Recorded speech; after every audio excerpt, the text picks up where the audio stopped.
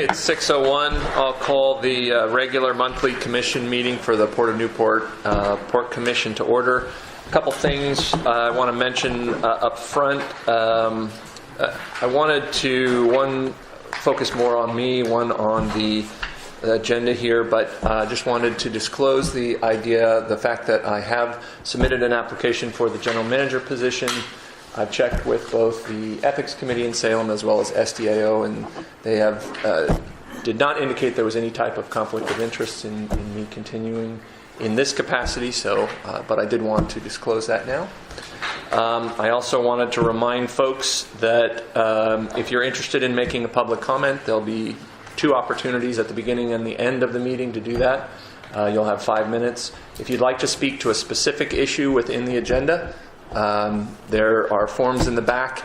Fill one out. You can pass them over there. They'll get up to us here. And when that agenda item comes up, I'll call your name and you'll have 5 minutes to speak to a specific agenda item. Otherwise, again, you'll have an opportunity at the beginning and the end of the meeting. So, with that said, we'll ask for any changes to by commissioners to the agenda. Anything? Nothing heard then. We'll go into the first public comment section of the meeting. If you'd like to make a comment, please state your name, and you will have 3 minutes at this point to make your comment. Anyone? Okay. Nothing heard there. We'll move into the consent calendar. Has all the commissioners had an opportunity to review the consent calendar? Anything anyone would like to remove from the consent calendar? No? Stuart, I have one Yeah. comment. Mr. Yellis with the Cast for Kids, I talked with him about last month, I think, or maybe 3 weeks ago. I think it'd be great if we get him in here on a presentation on what he's doing, because I think it's a pretty nice event they're going to be doing here, and I think some of the benefits to the community and just for publicity for us, I think it'd be a good idea to get him in here next week or next month. I think that's a great idea. This is the Cast for Kids Foundation fishing and crabbing event.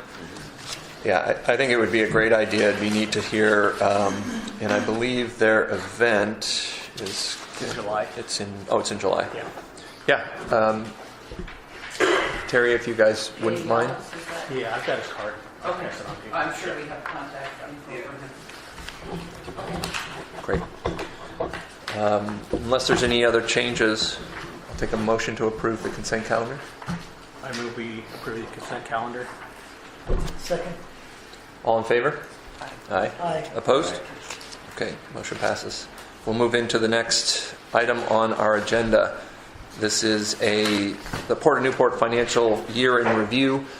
This is being presented by Todd Kimball, our consultant with CFO Solutions.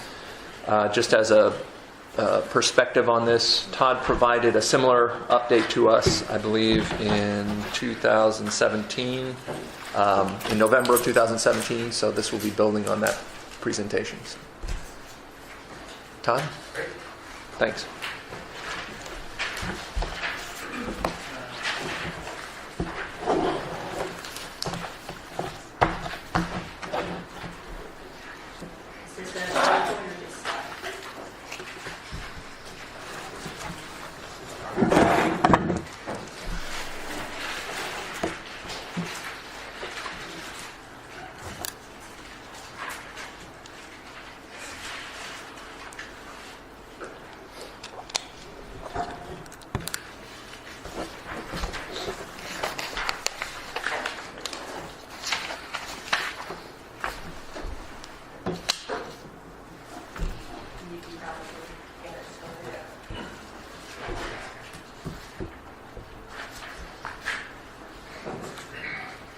Okay, good evening, Commissioners. Thank you for having me today. As mentioned, I gave a similar presentation prior, so some of this, I basically took what I had prepared previously, made some updates to it, and then also didn't feel like there was a need to regurgitate everything. So I definitely removed some fairly significant sections as well. Some simply because the situation hasn't materially changed for me just to repeat the same information. That being said, I have updated it through fiscal year 18, which is really 2 years of information. My prior reported this prior is really through fiscal year 16, because the 17 numbers hadn't yet been prepared. So I'm going to walk through some of the 5-year financial trends that I'm seeing. Again, updated through fiscal year 18, and that will be Port of Newport specific. And I have some updated information or slide on NIT, an updated version of the business unit P&L, which I prepared last year, kind of did some tweaking to it, and so we'll walk through that again, and then a brief recap of some summary and recommendations, and I'm happy to take questions along the way. I think that would be the easiest, rather than necessarily waiting for the end. So financial trends. The port's had an operating loss in 3 of the last 5 years, with a combined negative loss during that period of $671,000.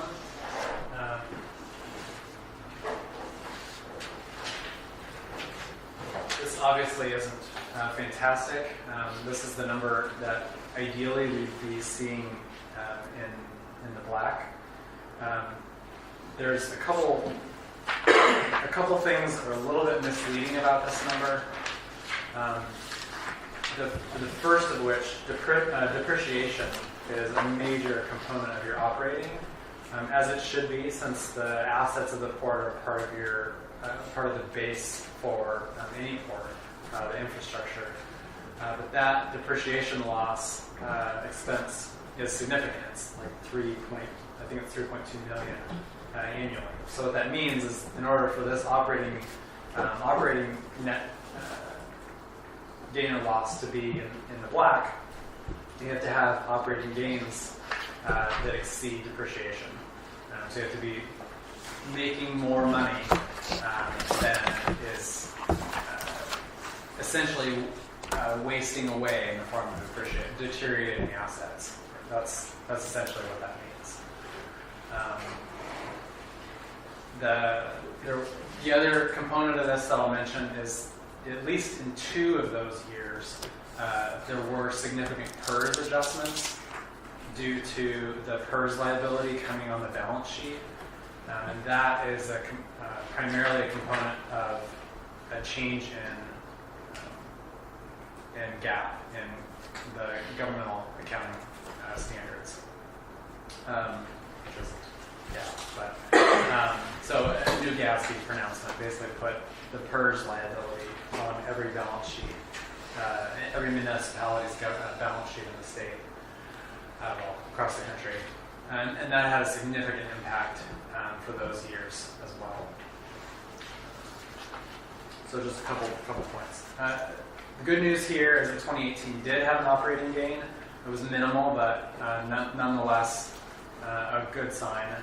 And primarily that was driven by sharp increases in revenue. The revenues increased by 6.5%, or $390,000 compared to 2017. And expenses just only increased about a point and a half.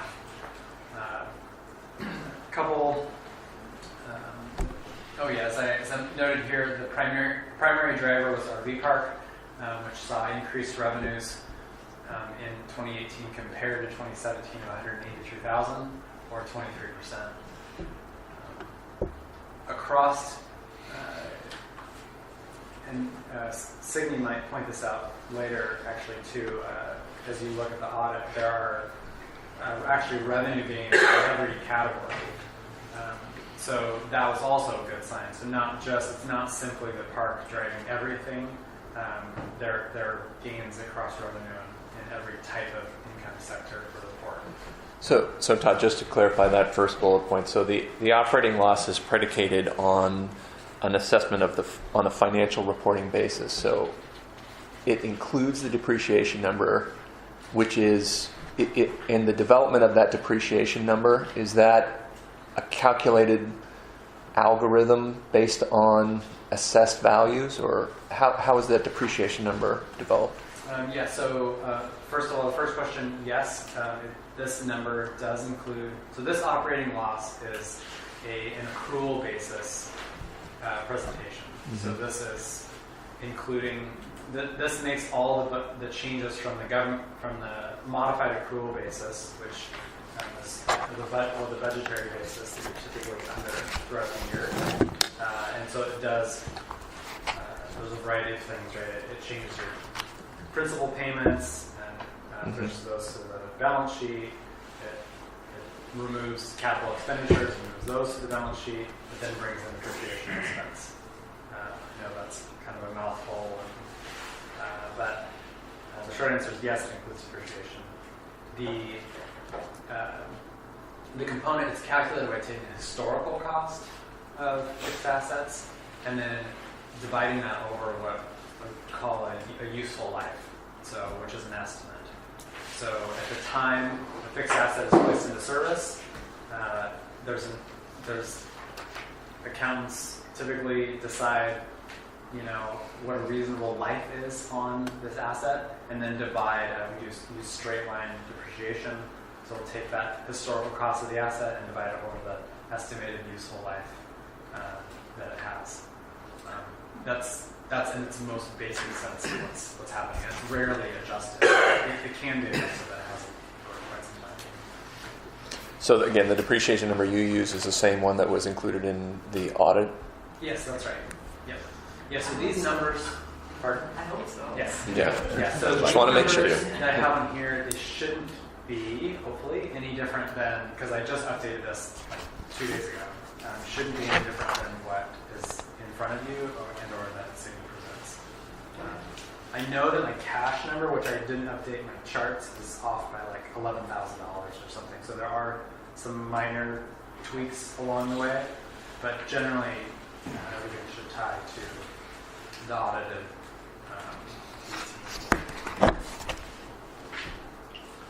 Todd? On the revenue increases on the RV park, did you compare that from the last, 3 or 4 years ago before we had our extra charges for busier times? I know we started putting a surcharge on RV park during busier times. I don't have I'm trying to think if I have it at my fingertips. I don't think I have any, like a 5-year graph of the RV park revenue to tell you for sure. We could determine it for sure. When was the eclipse?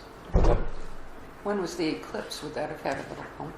17, I think. I think 17. Yeah.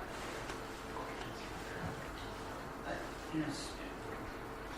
We had a question, a hand in the crowd, and Todd was just asking if that. If we could save those until the end of the presentation, and just... I just couldn't hear him. When he said whether it was straight line or not on the depreciation. Oh, okay, great. I just want to confirm he said straight line. Straight line. Okay. Thank you. Yeah, my apologies. And I will remind folks, even if it's a little bit later, if you want to chat, just make sure you pull one of those out for our process. I'm sorry, Todd, go ahead. Thank you all. And then moving on to the non-operating, this is the same comment as before, so it was really unlikely to change. But when I had done this analysis before, I compared the Port of Newport to about 15 or 16 other Oregon and Washington ports for some analytics. And generally, the equation that we'd like to be happening or like to be seeing is that property tax revenues plus your grant revenues is in excess of your interest expense. And that equation would then drive your non-operating activity into gains. And unfortunately for the Port of Newport, that interest expense exceeds both of those numbers. I think there are a variety of reasons for that. There are a lot of reasons why that's where the situation that we're in now. But it is a trend that's not ideal.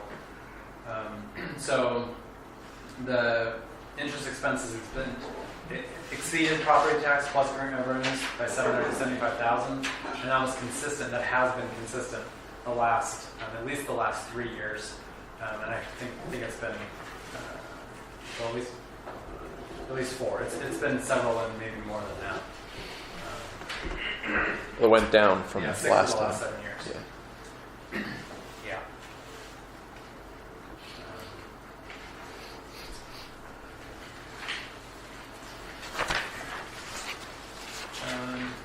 Just a couple notes from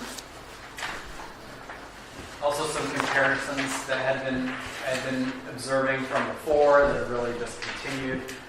Capital assets are for the port are higher than comparative ports, and conversely, the long-term debt is also much higher.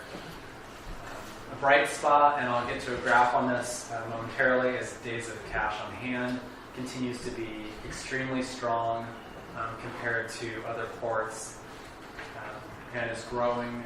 This number from 18 is up from what it was in 16. The current ratio also is strong. So that's current assets versus current liabilities. So that's your ability, basically a quick measurement of your ability to pay its current obligations. So in the short term, are you healthy? This would imply that you are in the short term healthy. And again, a situation that hasn't changed, but I included it for stress. This is Newport is highly leveraged. It's leveraged its assets and committed itself to be productive with those assets in place. Therefore, the margin of error is thin and risks are higher due to an economic downturn. Cost reduction options are limited. So it's basically just highlights the need to take full advantage of the assets that exist today. This is a graph that Stuart and I had worked on, Terry, to demonstrate what's been happening with cash. Always think this is a very telling sign of activity. This is a very positive thing. For the port, probably one of its bright spots, financially speaking, is the growing cash balances. And this is unrestricted cash, which is even more important. The restricted cash, I think, is actually going up as well, but this is really the most important element of that. And just unrestricted cash, this is essentially our operating budget, if you will. As we go through the year, this is what we pay things out of as revenue generates. It also represents a potential source for us for matching funds for grants and things like that. So it gives us that flexibility in certain situations. So, Todd, we haven't been fully staffed for the last 2 years. I mean, how much of this savings was based on not having a fully staffed office? Yeah, I mean, it's a good question. I haven't looked at that specifically, but you can see if you simply compare salary expense for the last handful of years, it was down. But I don't know, Signy, are you including the salary? Did you do any 17 versus 18 comparison? I don't have a comparison, but it's probably down about 100,000. That's the number I was going to say. It's about 100. Yeah. Yeah. So certainly it's having an impact, but not more than, I mean, it's not accounting for the increase in cash.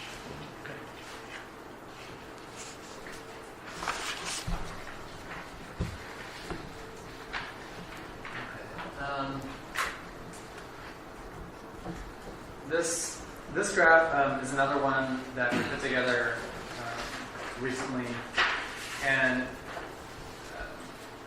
what this graph is showing, or at least is attempting to show, is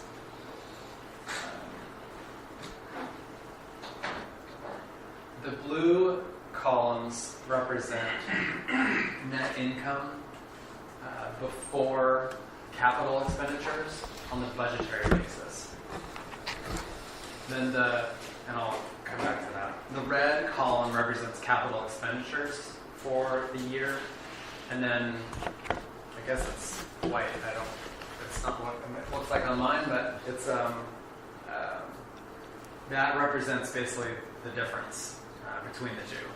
So it's net income on a budgetary basis after capital expenses.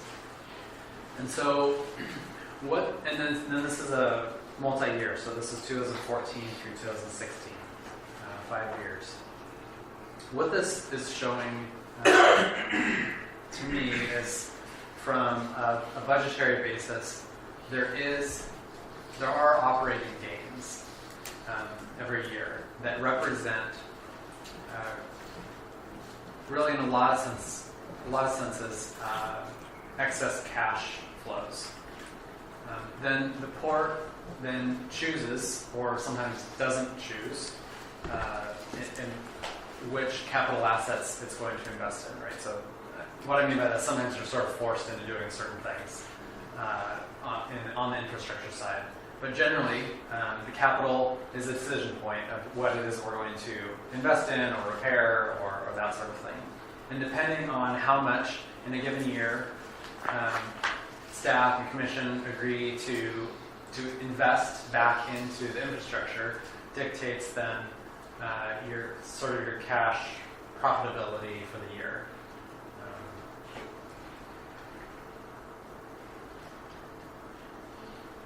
So I think this interpreting this is, of course, gets complicated because on the one hand, it does look positive. There's certainly growth. There is cash that's being left over from capital expenses, and that's good. The challenge, I would say, is that the need for capital reinvestment is very likely much more than what's been invested, right? So $250,000. I think some of the large numbers on here are, they're pushing $800,000. I guess there's actually in 14 and 15 they exceeded. They're closer to $850, $875. A common way to determine kind of how much needs to be reinvested every year to kind of keep things afloat, in theory, would be the depreciation number, which is in excess of $3 million. It's probably not. Well, it's hard to say. That's where this gets tough. Is how much should be invested back into capital, and if we knew what that number was on a consistent basis, then we can determine. Are we making enough from, are those blue lines, the amount from the budgetary basis, are they enough to support ongoing infrastructure demands? I think the general conclusion I would probably come to is no. And therefore that leaves you dependent on outside resources, as Stuart mentioned, matching grants and other state and federal resources to help pair with the existing cash and efforts that are done here locally. So that's sort of a mouthful. This graph really has a lot of implications to it that are probably more complex than I can share now. Just as a perspective, so the I would consider wild fluctuations in the capital expenditures that could be reflective of a delayed project that may have happened right at the fiscal year, something along those lines. Possibly, like if something was pushed from one fiscal year to the next year, or because we didn't have a chance to do it, something like that. Yeah. Is So that these- reasonable? Yeah, it's possible. So these capital expenditures are based on really services being performed, not the service being put into service. So if the project got delayed and you actually did your work and didn't pay the bills, then yes, then it could be a timing issue. But it wasn't. This doesn't represent. Oh, we worked on the project all year and it didn't get done until July. Therefore, it doesn't show up here like that. It doesn't represent that. Mm-hmm. Yeah. Todd, do you have a grasp of comparative analysis between our port for that depreciation expenditure, capital expenditure ratio compared to other ports? You had a grasp of that? I mean, I saw that one ratio between the Port of Newport and Port Average, kind of little different numbers, but more so that depreciation expenditure. Well, the depreciation, I know from my notes prior that Port of Newport, well, I'll finish my thought. The Port of Newport has more capital assets as a percentage of revenue. Like it has, because that's basically, it's like how do you compare to other ports? Right, no, I know. And so that becomes challenging. You have to find some way to even the playing field. The amount of capital assets is going to drive, the value of the capital assets is going to drive depreciation. So because from what I remember, the port has more fixed assets than most of the other ports along the coast, its depreciation is going to be higher. I don't recall off the top of my head like what the actual depreciation numbers are across the ports. Do you think the NOAA facility and the NIT are? Do you have a figure that what part of that 3.2 million would that be? Do you know?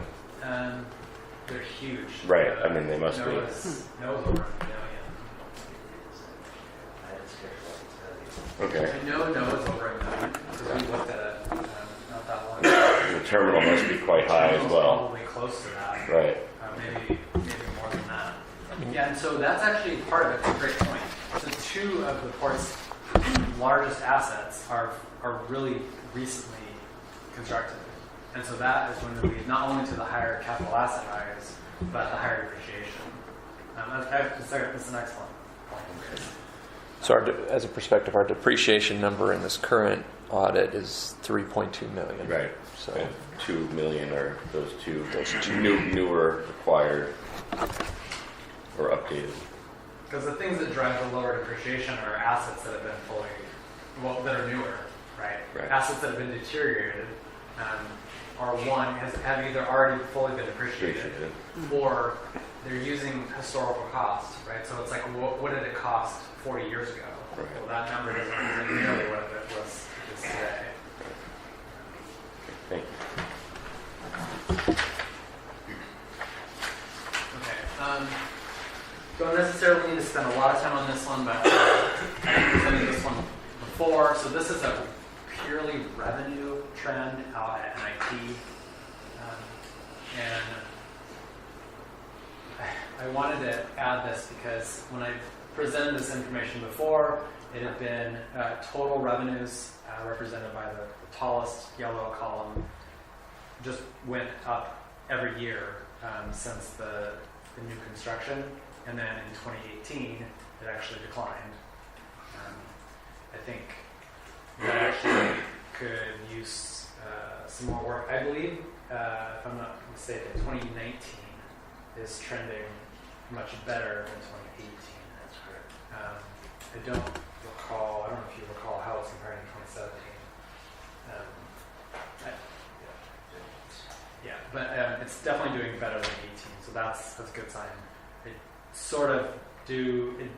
did make Mark and I wonder what happened in 18 that it would have a decline, but it's certainly good to see that it's swinging the other way.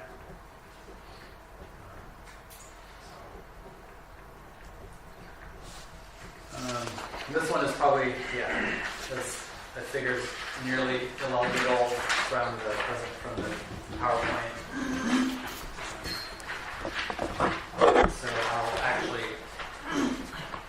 won't leave that slide up there, but commissioners have it in front of you.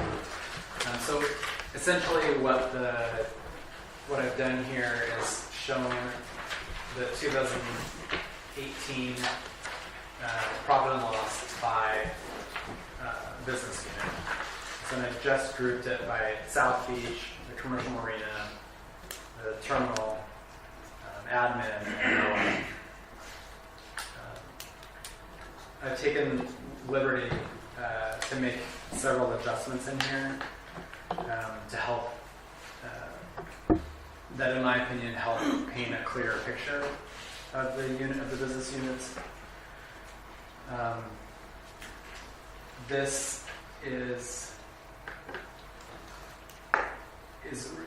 These numbers really represent the budgetary basis, so they haven't taken into account the gap adjustments, the full accrual adjustments. So for instance, debt service is in here and represents both interest and principal. So that's one note. I took the Just curious on that chart you just had, or the graph you just had up. I keep talking about it. Well, on the one from a couple of years ago, you had the net income after admin allocation. I did. And I don't know if that's something we could get, Yeah. because I found that very interesting. Okay. Yeah, I have that. I just cut it off short. I didn't do it. Yeah. Okay. I have one more question. So you have an estimated annual capital reserve on here. Would that be from, we don't have that right now. Would you consider that, if we were to put that in there, would that come out of our cash reserves? Or where would that? Yeah, it could come. It could come from cash. It could also come from grants, matching funds. The source of the source is really to be determined.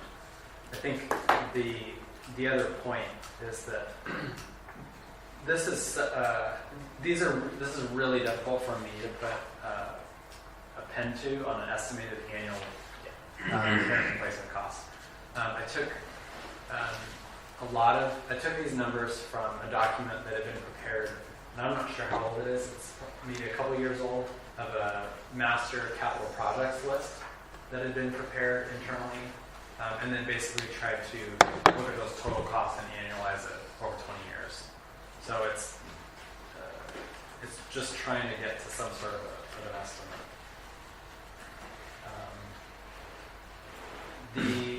The other pieces that I did to this is I allocated the lease revenue. So that's it's really the second line. You can see the allocated lease revenues. Where I move it out of admin and split it out basically by location.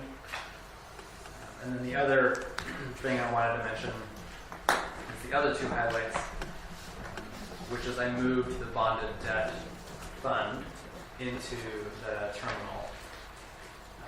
And my reason for doing this is although the bonded debt fund is technically separate, it's going for the exclusive use at NIT. So all that to be said, and all these adjustments to be said, essentially things really didn't change a whole lot. There is net operating income before capital. And again, this sort of relates to that graph that we talked quite a bit about the cash flow. This is the clearest picture of cash flow before capital. The best performing are South Beach, and then the commercial marina. The poorest performing is NIT, and that primarily has to do with the debt burden that is sitting on NIT.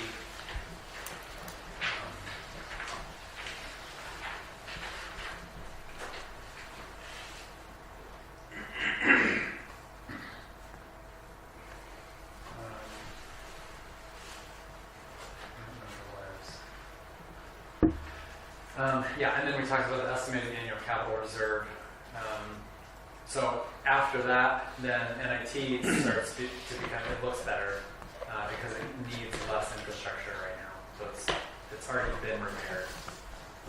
And then this highlights the fact that the most deferred maintenance is at South Beach and Commercial Marina, which shouldn't come as a surprise since the two of these facilities are NIT and NOAA. So to me, this is a document that's quite a bit to swallow. It's good to kind of look it over and requires more looking at it.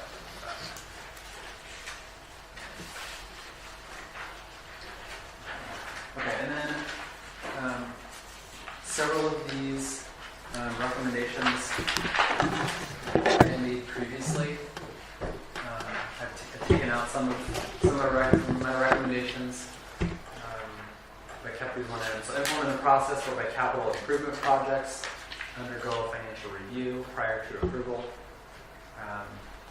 Really what I want to say here is at least one criteria for projects, certainly not the only criteria, that we should be looking at a payback period, return on investment, to make sure that it makes financial sense.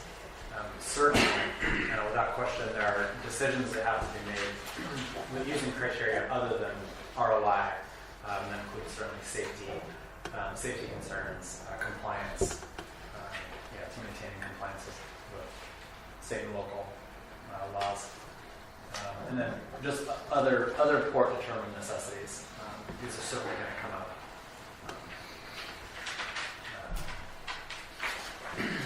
And then I know things are underway, but just can't overemphasize the necessary, the need to secure state and federal grant funds, and really use the existing port's cash to help with matching funds. And then continue efforts to seek business opportunities that fully utilize the terminal. Then I guess that's it. So anything I didn't cover that was kind of a burning question or something you want to talk about? Anything from the commission? No, I appreciate the recommendations, and they're all things that we're kind of looking into. So we're on the same page. As you Good, thank you. said, this is a lot to swallow. Yeah. Sarah? I guess, generally speaking, it seems as though the profits are trending upwards across the board, really. A little here, a lot there. South Beach is certainly a big performer. NIT is not, but I am curious too what happened in 2018 on that one graph. It just doesn't make sense. But, I mean, we were dealing with seasonal fisheries and seasonal this and that. And I think, to me, certainly the most positive sign out of 2018 was the increased revenues. A decrease or flatlined expenses, to me, is fine. It sort of is what it is. I mean, there's flatlined or slowly growing expenses don't mean much to me. 6 to 8% growth in revenue and strong sectors, that's meaningful. So I think that, to me, that's a strong takeaway. And then I guess globally, big picture, to me, the growth in cash is really a positive sign. It's partially indicative of kind of maybe not minimal, but less than necessary capital improvements. And so I think as the port navigates, as the commission navigates these next 6 months to a couple of years of how to leverage the reserves that it has stockpiled to make sure it's investing that back out into the infrastructure. I think it's poised to do it. It just needs to have obviously some good opportunities come in front of it and make wise decisions. And I think things would be headed in a really positive direction. conversely, if you didn't have the cash available, you'd be stuck for a few years until you raise the cash. So you do have, to me, there is an opportunity here to capitalize on. Walter? You referred to, you did some of your depreciation on a really old document that we had. I mean, so on some of your depreciation percentages, is that based on replacement or like what we paid for it at the time? Or is it- You're talking about depreciation or All right. capital? On your, when you're factoring depreciation levels for things, so say on South Beach now, I mean, some of those, I mean, we just got a draft of our capital facilities plan, you know, compared to the 2000 numbers, and that keeps going up, and, you know, what a dock we paid for when we built it 20 years ago isn't the same, so I mean, are you looking at what the cost to build it back then was, or what it's going to cost to build it now?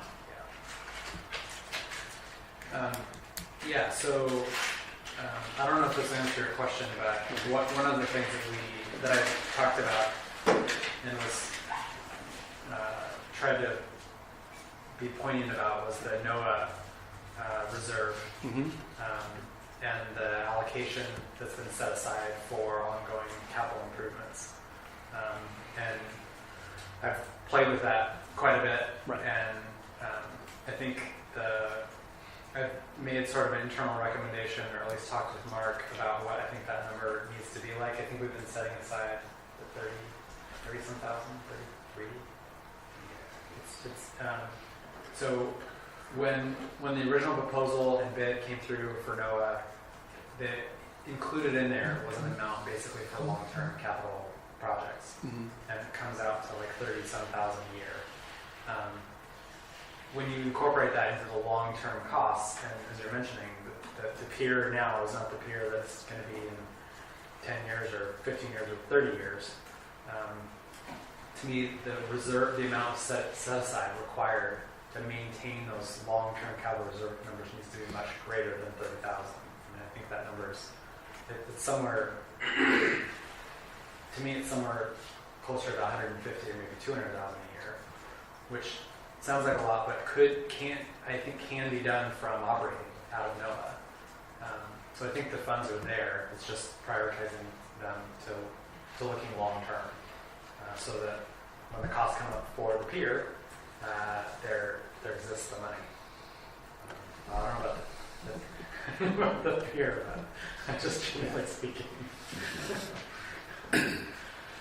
Just the fact that we were able to not refinance or get debt relief on our relief, but that we got a much higher interest rate on our money that we're sitting on. That was $140,000. And so, but that just went into general fund, or So it'll go in both places. So we'll be doing basically, Mark and his team will be doing an allocation. So monies that are invested in the NOAA reserve will go to the NOAA reserve, and monies that are in I see. operations will go to I see. operations. Well, that helps. Walter, anything else? Jeff? No, just thank you. I appreciate qualitative information. A lot of the issues we know, but it's nice to have the qualitative, and you've shown this year that the framework you put in place a couple years ago, as numbers and projects update, you can plug those in and have a living sort of tool. So thanks. Todd, just in a general sense to wrap up, although we clearly have more opportunities for increasing revenue going forward, would you have a general characterization as to the port's finances now, based on what you've done?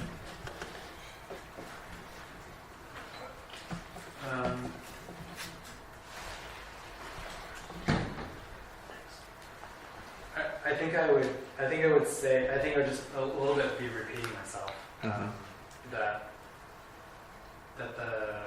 there are positive operating gains, positive cash flow to reinvest in the infrastructure, Okay.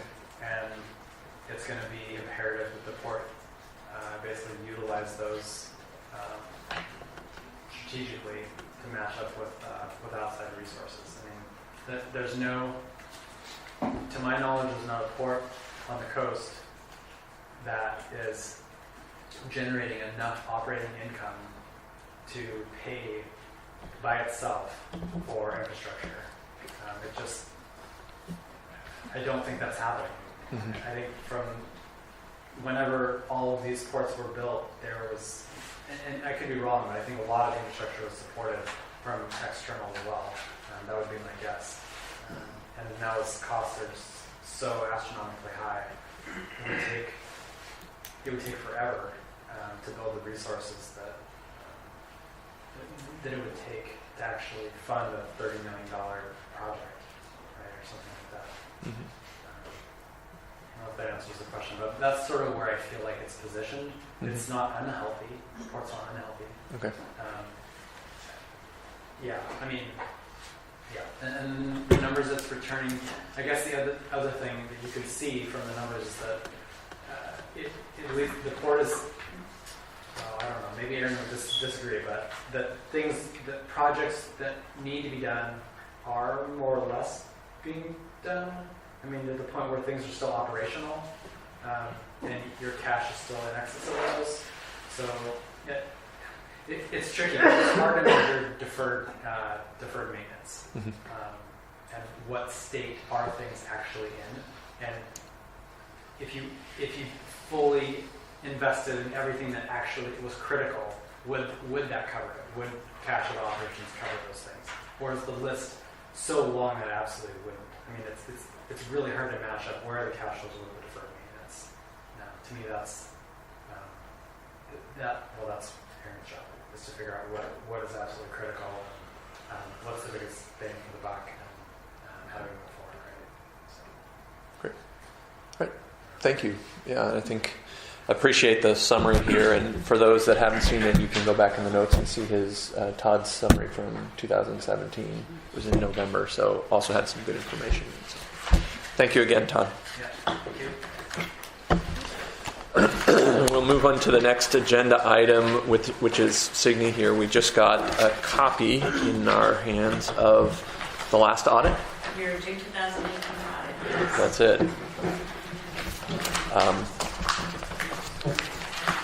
So, yeah. I'm not going to go down into detail, but I thought Todd's presentation was excellent. Just look at the bigger picture, but we'll drill down a little bit into 2018. I'll start off, we have a green opinion, we'll be buying a green opinion with the state.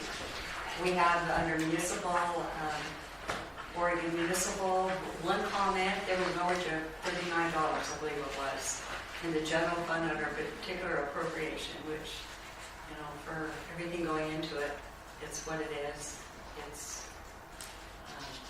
It's pretty light compared to what I see a lot. The ideal is, yes, you have a resolution to avoid that, but it was happenstance at the cutoff. What I'm going to do is take you to page 3. This is your balance sheet. June of 18. This is on full accrual. This is to be representing your business, your assets, your liabilities, and this is what you'll be taking to the bank. And with that, I'll be reflecting a couple of comments that you can see here in black and white. That the current assets here are 9.6, they're able to service pretty well your current liabilities, which are 2.7. That's a healthy position. Overall, your capital assets, this is at your historic cost of land, construction, buildings, equipment, net of depreciation. Yes, depreciation is straight line, and it's at your historic cost. And at this point, in June, it's $77.5 million. A little bit of bonding cost representing insurance, amortization, and then deferred outflows of resources. This brings in your overall assets sitting at $87 million. The deferred inflows and outflows is a growing obligation, accrual represented by PERS, represented by OPEB. This year, GASB was adopted for OPEB to reflect post-employment benefits. The board not only got a schedule back of liability, had Milligan Milliman's do an actuarial with a balance for the first portion of it. You also have separate health insurance. You had a balance as well.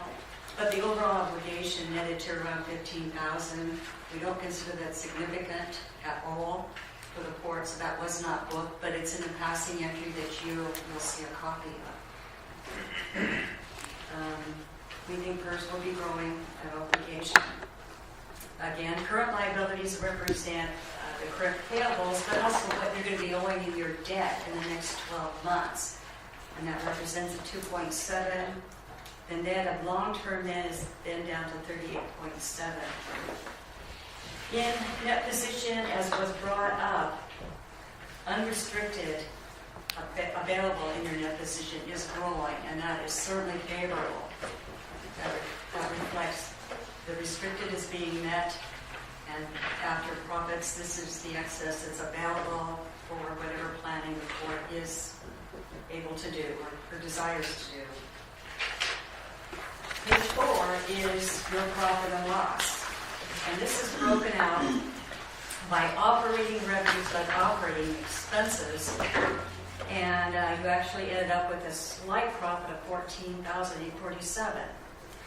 Now the reason there's a slight profit, revenues did very well this year. And we saw them in the mortgages, the RV park, the hoist dock, and even in other, that grew.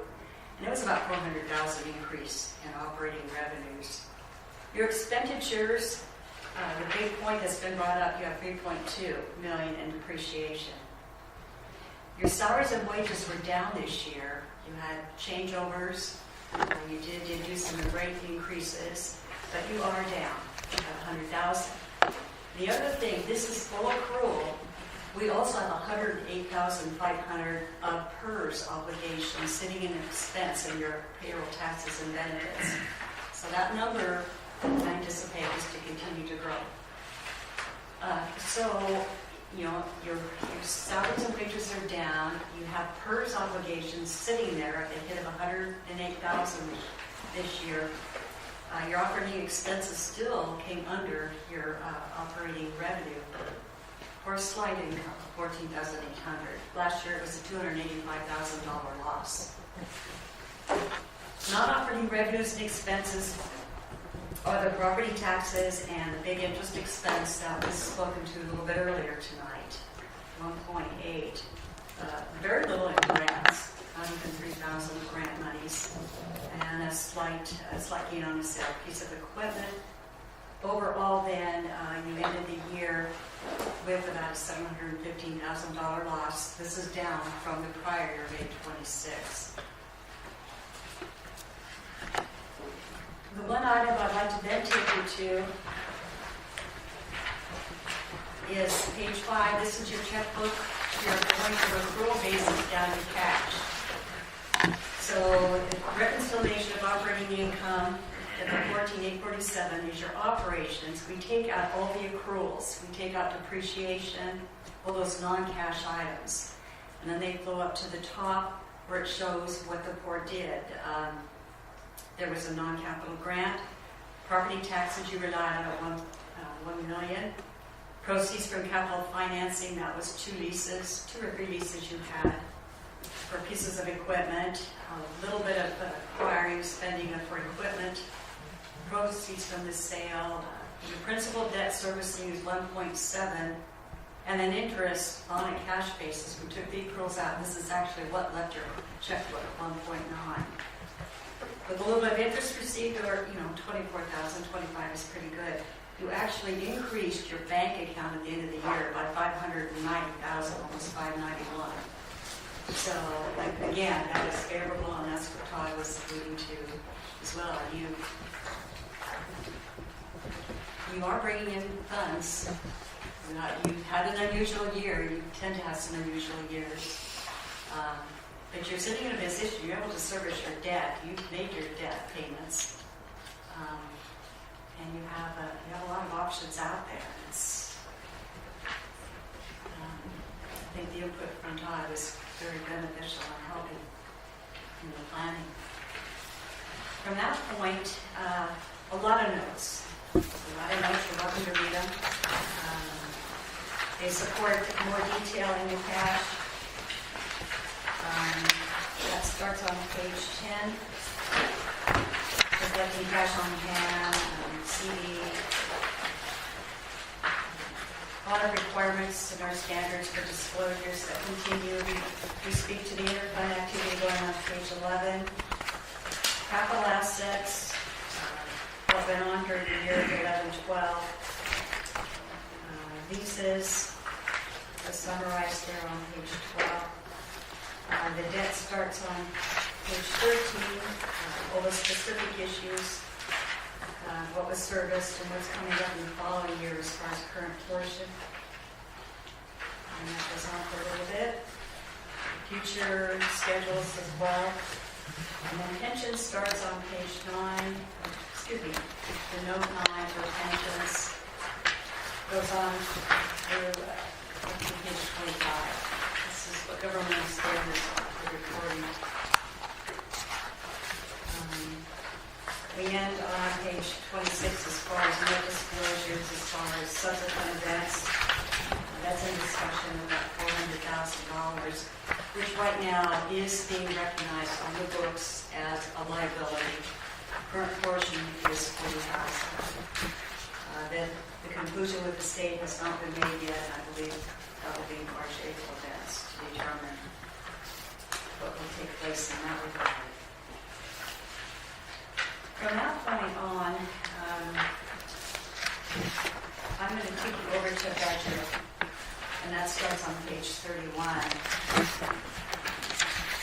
This you might be a little bit more familiar with. This is budget basis by fund, by what was appropriated and spent. And at the bottom we have a gap adjustment, so you're going from budget basis to full gap. Budget basis, as you know, you have to budget for expending on capital outlay. You have to expend your debt service, your principal.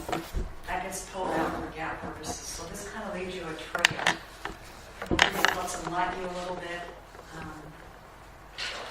don't know. Okay. But Todd's mentioned GAAP, budget basis. Here's another way it's presented, providing a specific fund and what GAAP adjustments are made to that specific fund. And that goes on for the next couple pages with the debt service, the budgeted facilities, maintenance, and construction, the NOAA. And that takes you to the far back on page 36. This reflects your budget activity at the top. You actually had budget coming in at that point, 737,642. And then we take the accruals to it. Those accruals are going to bring you up to, again, the overall loss for the year, 714,000. So this is, again, taking your budget basis to full accrual, which then ties to your income statement in the front.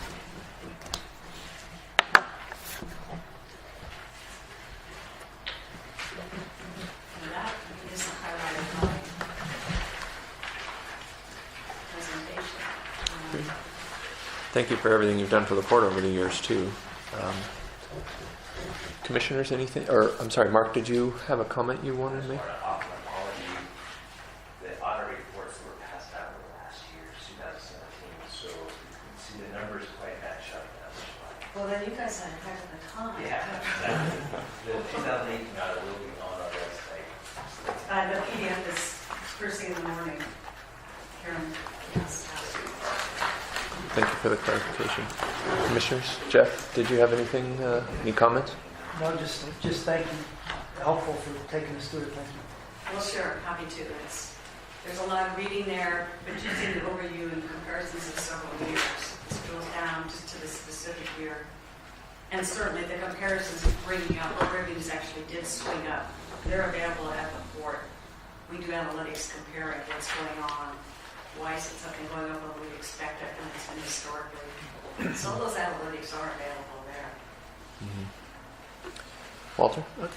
Thank you, Sydney. It's been great working with you for the last few years. Yes. Thank We you. appreciate all the hard work you've done in letting us have Mark. We won't go there. I say the fork is not one of the better sets of books I see. We go about Uh-oh. it. No, and thanks to Mark too on this too. We really Yeah, appreciate he it. does a good job with the board. Thank you. Sarah, anything? No, thank you. It's a night and day from last year. Yeah. Just the way things were. Jim? Well, thank you. Is there anything we can do on the port side to make sure we're ahead of schedule next year? This is relatively new to me, and having the audit late is a little unnerving, and maybe I I would need to say learn a little more. you just need to clock into a schedule. Whenever the book's going to be ready and connect right in. Did we not get the stuff to you in time? It was kind of a combination. We weren't locked into a schedule this year. Okay. And I don't know, I don't think it was until maybe October we spoke, perhaps. I know this that we were like fast, but that was the issue basically. Right. If we know when the first books are going to be ready, then we move. Okay. No one likes going into the holidays, and Some of that was a little the turnover. more and pump things you like get that. information. Right. It's a good It's place for us really to cool. improve as we get to full staff. Yeah. But I'll tell you, there were not that many entries. The past entries are not significant at all. The Okay. materiality for toggle in the state is 400,000. It's Right. you have a high, but you get a list of all of the entries you pass on because they are not significant. Okay. And when we do look hers, as you can see that it has impact. It's not the material level that's going to be growing. Right. Liability. Great. Thank you. I was Anybody going to else? say just for your benefit, Jim.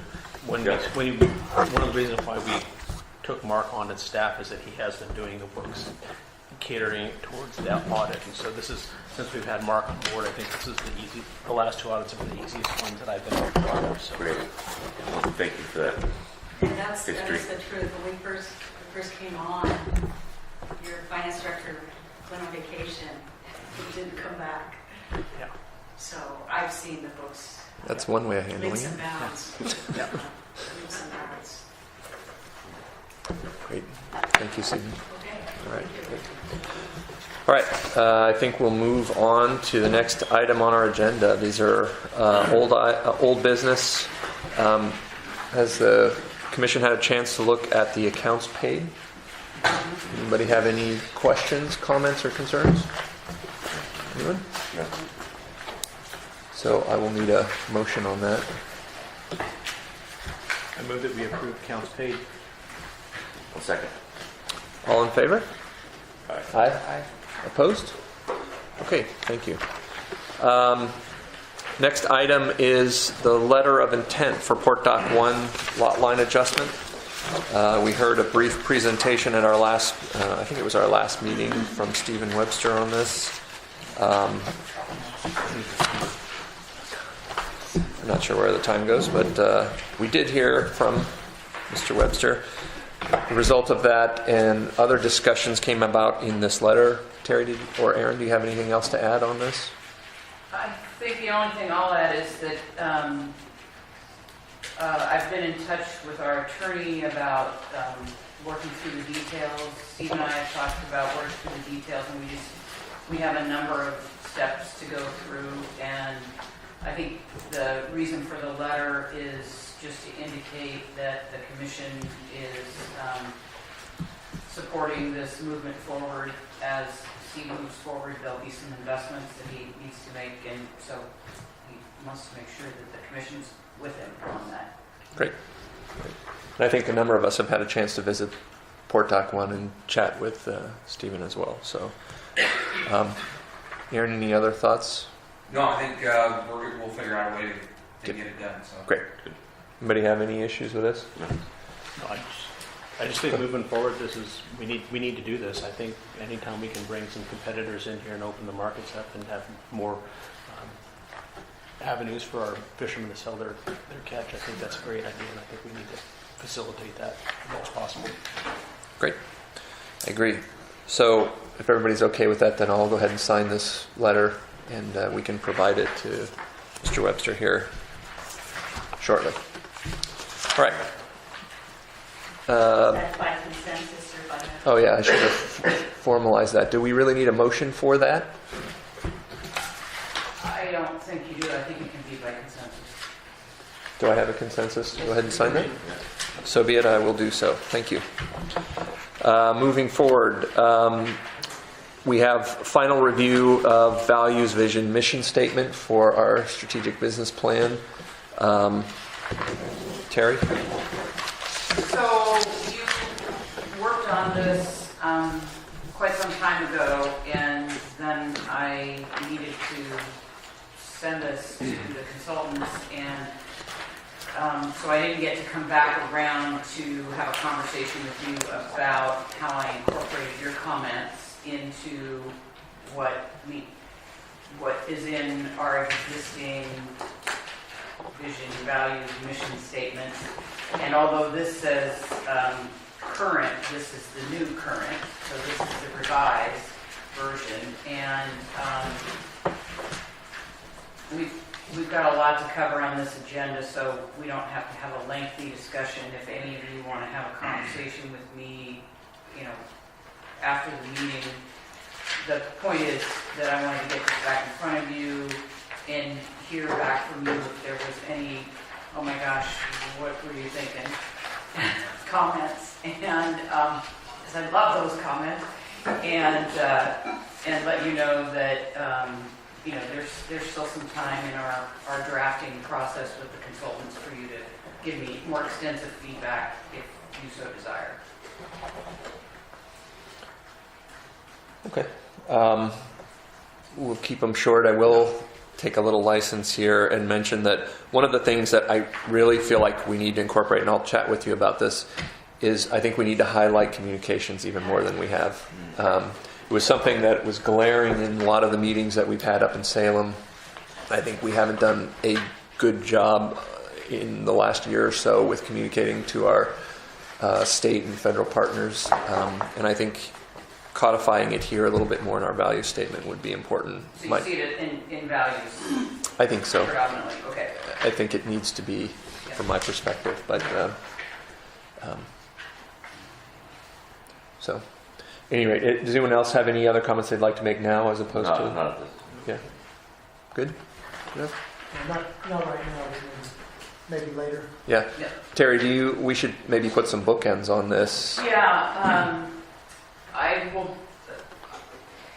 we have about a week, so let me reach out to each of you and we can have whatever length conversation we need to have about any of the questions or thoughts you have. But in general, you'd like to do that before the end of the week? I can do it over the weekend and sort of, in mid next week we can wrap it up. Okay, so Sort of a week from now, I need to be pretty well when settled. when would you like people to be sure they get any comments or meet with you, I guess is my question, so that they can schedule By and you can. end of business Monday. Okay. That would be great. So if you have comments or you'd like to catch up with Terry, do it before that Monday, end of Monday. Thank you. All right, I'll continue on here. The next item is an update from the Commercial Fishers User Group. I believe Heather isn't available now, but Sarah, as our liaison, do you have any update Right, on Heather this? got a hold of me and she's fighting a terrible cold and doesn't want it to get worse. But she's outreached to the members of the user group and staff, it's most important really. And it seems as though that it would be March 7th would be the most possible date for a meeting. And it is just to shore up the recommendations for the NIT used with the whole group. To update the platform, perhaps, I think, is what's in. Just update it, make sure everyone's on the same page. Okay. So she will have that meeting and then be ready to speak to those recommendations or their by our next regularly scheduled meeting. I believe that's the plan. Does anybody have any questions for Sarah, at least? Jim? No, I'd just like to request a 24-hour notice so I can attend. Mm-hmm. Absolutely. Like I say, it's tentatively the 7th. Yeah, whenever we have a date, just make sure we can go in there with more than 2 people. I think March 7th is our day. Okay. Yeah, I think that is the date we we surveyed staff and Heather and I think her group and And they're usually at 9 in the morning. yeah, so we'll get another out. And Sarah is our liaison, and you're the alternate, so you're our 2 representatives. So, great. Any other questions for this? Okay, thanks for the update, Sarah, on that. We'll progress into new business appointments to Cascade West Area Commission on Transportation. Terry, did you want any introduction on that, or? So we have, this is a group that is important for the commission to remain engaged in attending meetings and collaborating with them. We have, we need a main attendee and an alternate, and it needs to be one of the commissioners. It's not a staff sort of function. And the terms are 3 years. Is that right, Karen? Yes. 3-year terms, but we don't have to have the same folks for the whole 3 years. We can shift as the commission makeup may change. So we could appoint a couple people tonight, and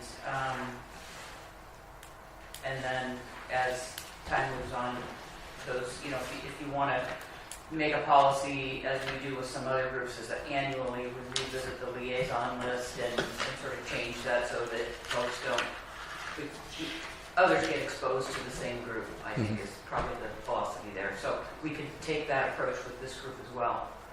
Mm-hmm. How often does this group meet and where? I can speak at least to the where. So they have an Albany office, I believe, and they also telecast this in Oh, Toledo. this is the one that telecasts in Toledo. Right. It's a nuance of that. They're 2 different meetings, Oh, I see. but I see. it follows a similar process. And Walter, did you want to comment from a historical perspective on where this group has Yeah, weighed in on? it's very important because this is where our area Commission on Transportation, this is where we basically get part of the Connect Oregon funds. And so if we're going to be going out for any of those grants, we need to be here at these meetings. And I know it can be tough to go to the meetings, but one thing that I've found is that if you can attend the meetings in Albany, it's best to do that. And then the other is that continuity is the best for this. This isn't one that you want to keep changing the person up every year. So I think if you can get one person to get on there so they get the same face and they see the same people year after year, because the 3 years that I went, I think very few of the faces changed. So it's good for them to see your face and deal with the same people all at the same time or over a period of time. So. Mm-hmm. And the commission meets the 4th Thursday of every other month from 5 to 7. So there's a little context. Do people on the commission feel like we want to move forward with a primary and an alternate now? Do people want to think about it? I think I probably tend to agree, even though we certainly can revisit this on an annual basis, but I think there's probably something to be said for some consistency in those positions, especially as we hopefully will continue to look after Connect Oregon monies when and if they come around again. So there's some urgency. There's a meeting Thursday, and according to this email, they need all nominations as soon as possible to have the nominations occur at the February 28th meeting. That's their full commission meeting. Uh-huh. And one other thing about Connect Oregon, the money was spoke for this year, but for the next round of monies, Connect Oregon for the first time, it wasn't part of there, but now there is a special pot of money set aside, or a portion of it that's for port infrastructure replacement and improvement. And so that wasn't part of it before. And so it had to be transportation related, but now there's one specifically for port, so that's even more important to get someone there and make sure that they're there to fight for the common cause. Mm-hmm. So I'll say again, any thoughts on folks that might like to step up for this at this time? I mean, I kind of think some of the logics would be Jeff or Sarah, as you guys are guaranteed to be here for a little bit, Oh, that. whereas the rest of, technically in a formal sense, the other seats would be available on the commission. Or again, I guess we can't really delay this too much, can we? But again, we can juggle some things around as well. I mean, but any thoughts? I think we probably should do it tonight. I don't know if it just has to be me or Sarah, but Not necessarily, but it was just something I'd throw out there. But does anybody, I should say right out of the gate, does anybody want to be our representative? Oh, we all want to be the representative. Crickets chirping. I'm not opposed, but I'm also up for election. So. Yeah. Well, we have to have a representative at our next meeting. I would say, would Jeff or Sarah, one of you guys mind going? I would do it. would you? Yeah. I would. I'm sorry to put you guys As on an the spot a alternate, little you'd bit. be the alternate then. I'm not dying to, but I'm not dying not to either way. If somebody else Right. really wants to, that's fine, or not, I'll do it either way. I'm not If you want to do it, available go this ahead. Thursday though. You're not available this Thursday. Jeff, I'm the design spiral has got to you. Do you mind representing us at the next meeting? And why don't we do it that way? You can report back, and we can Right. formalize a formal nomination after that. Well, do we need to do the nominations tonight? We have to send it to them. All right. Is that your understanding, Karen, in talking with her? Yeah, I guess that's what this is. So, Good. Sarah, if you want to do it, I'll be alternate and I'll go Thursday. Is That sounds good because I'm obligated. okay? so it sounds like, is the rest of the commission okay with that? I still think it's good to hear you report back. Yeah, And and then I maybe think we can, we're just up against the election and such. We have a busy spring. And as Walter said, this is going to be a pretty key group going forward for us. So, but that being said, it sounds like we have a plan here. If the commission is all right with this, Yep. does that work? So, Sarah, you'll be our lead on this, Okay. and Jeff, you'll function as an alternate, and you'll attend the meeting on Thursday. Walter, are you okay with that? No, we need to formally nominate them. Yeah. Yes, Okay. sure. Let's do that. I'll nominate Sarah as our representative and Jeff as the alternate for Cascade West Area Commission on Transportation. And I'll second that. So, any discussion? All those in favor? Aye. Okay. Opposed? All right. Motion passes. Thanks. Thanks to both of you guys. All right. Let's continue down the agenda here. We have a series of resolutions here between Terry, Mark, and Aaron. They may all be chatting about these individually. I'll kick them off. This first one has to do with the facilities code, dealing with hours worked. You guys have this in your packet. Maybe Aaron or Terry, do you have a preference? Yeah, so this is, the reason why this is here, it's not a change of anything that we've been doing or that we are doing. The problem is that in our rate resolution, it talks about a change in rates after regular hours, but we have never published any regular hours anywhere. And it's always been accepted what our regular hours are, but this formalizes those and makes it so that it's very clear what they are and where. That is the main purpose here, other than to also give or delegate the authority to deviate from these requirements if we need to the harbor master or to me. Those are the two main purposes of this resolution.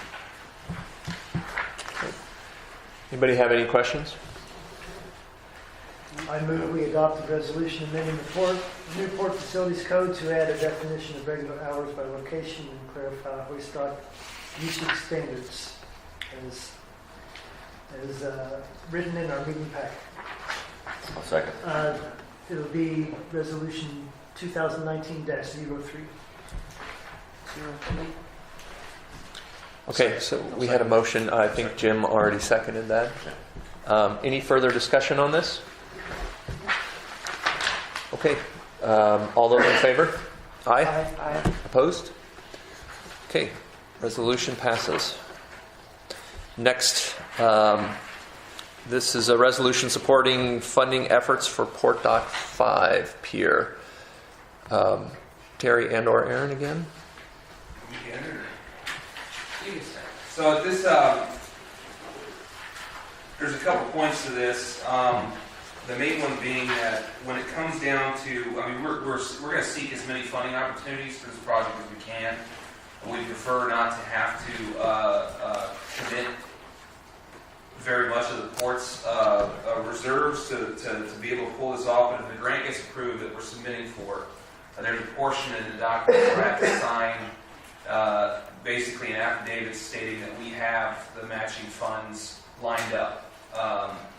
So in order to be able to do that, I don't want to just sign that, willy-nilly without getting some, without getting some sort of, you can't commit to funds because it's not time yet, but some sort of commitment that we're going to do our best to make this a priority. And then secondly, this will go in the grant package, and it demonstrates to the people that are looking at the grant request that we are serious about pulling the project off. So that's the main purposes for this resolution.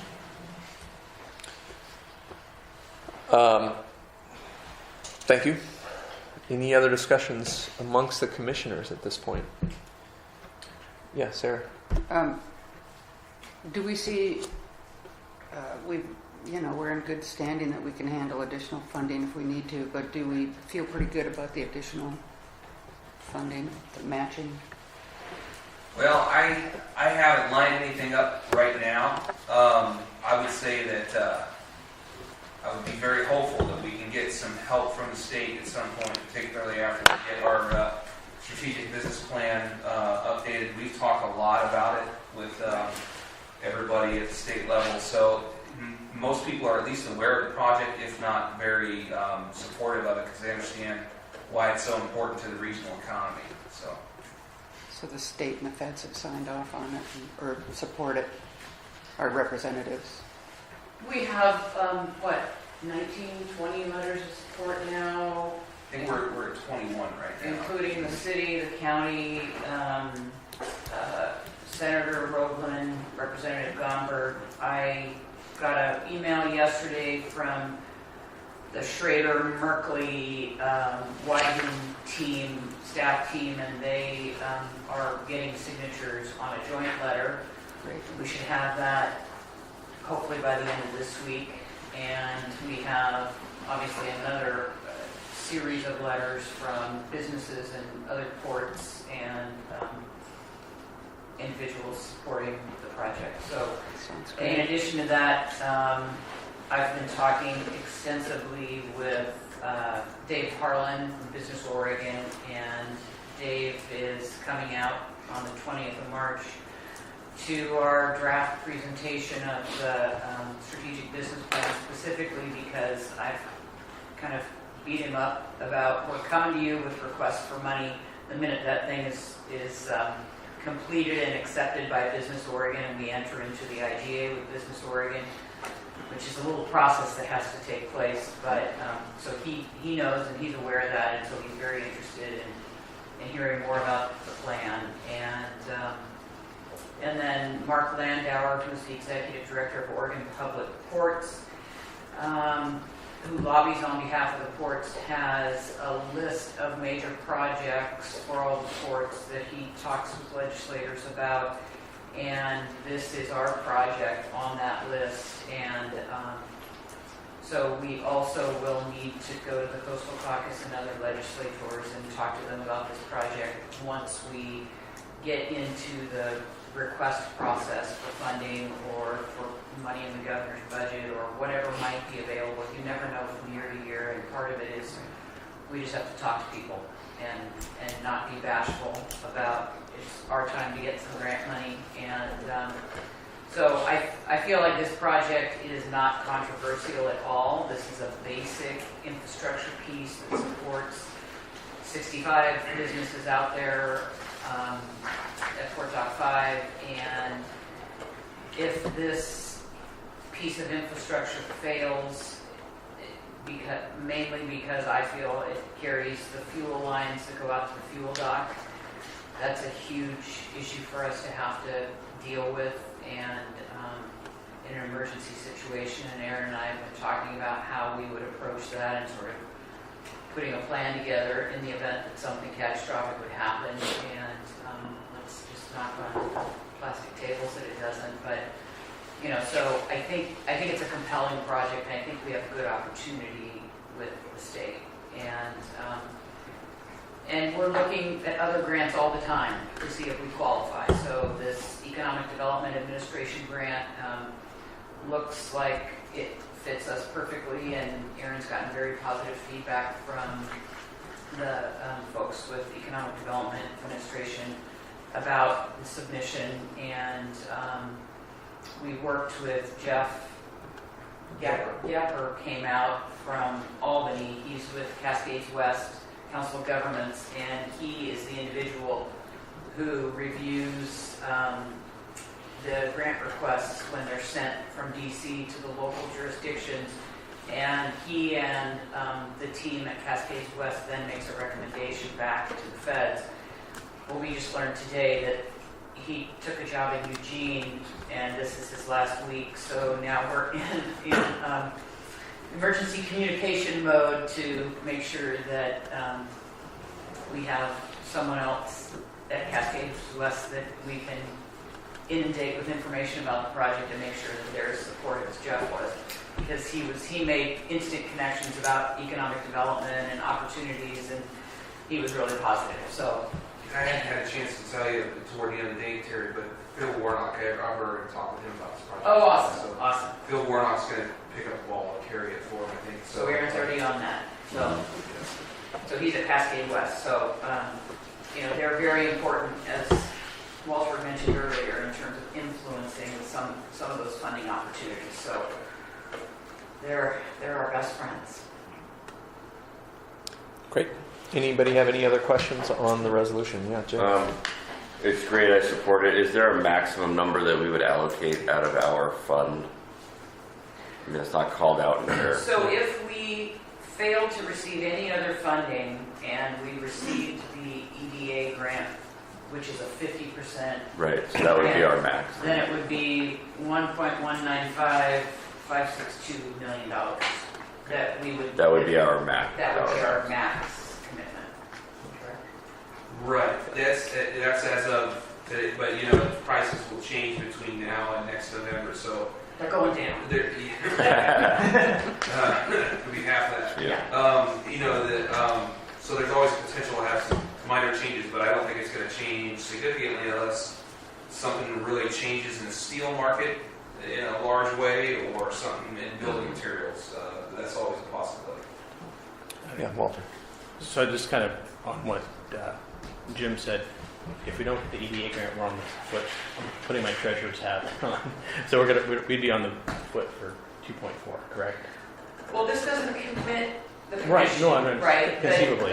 Well, if we don't get the EDA grant, We're not doing it. Plan B. Well, Plan no, B, yeah. It would be an open question, then you'd Right. still have the opportunity to push the project, because our permits are still good for several more years, so. Right, that was my second question. EDA is a revolving loan. I mean, it's not every year, so it's what is it, every 3 months or 4 months that it's opened up? So what they explained to me is there's no closing period on it. Right. So we have, and it takes about 3 or 4 months to Right, get yeah. pushed through, so we can put it in at any time. Okay. And so we, like I said, keep applying. I mean, we could conceivably get pushed out so we can apply 2020 Connect Oregon money with this also. Right. And I think our biggest challenge with this thing is that we are hovering right above the economically distressed criteria for the region, and they base it on specific numbers that you have to pull from their sources. And so we're like a 0.5% point above, where income levels and unemployment levels. I mean, we're within 1% of where we would be, economically distressed. But we are in a specific region where we're automatically qualified for the project. We would be better qualified if not for that. And we did contact their their comments and I was correct. I used the right numbers, and there's no change in those numbers. And so that's probably our weakest point, I would say. Okay.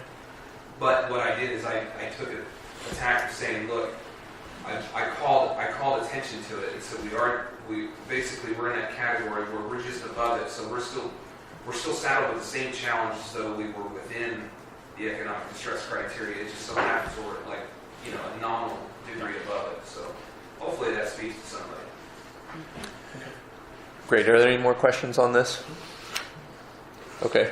I'll need a motion to accept the resolution. And actually, I had a question on yeah. the numbers. Go ahead. It sir. was, we said this, the last one was 2019-03, which is in, This would be 04. and this is 04. Nobody Because calls it says 04. So, do I have a motion? I'll make a motion to approve Port of Newport Resolution number 2019-04, a resolution supporting funding efforts for the Port Dock 5 Pier.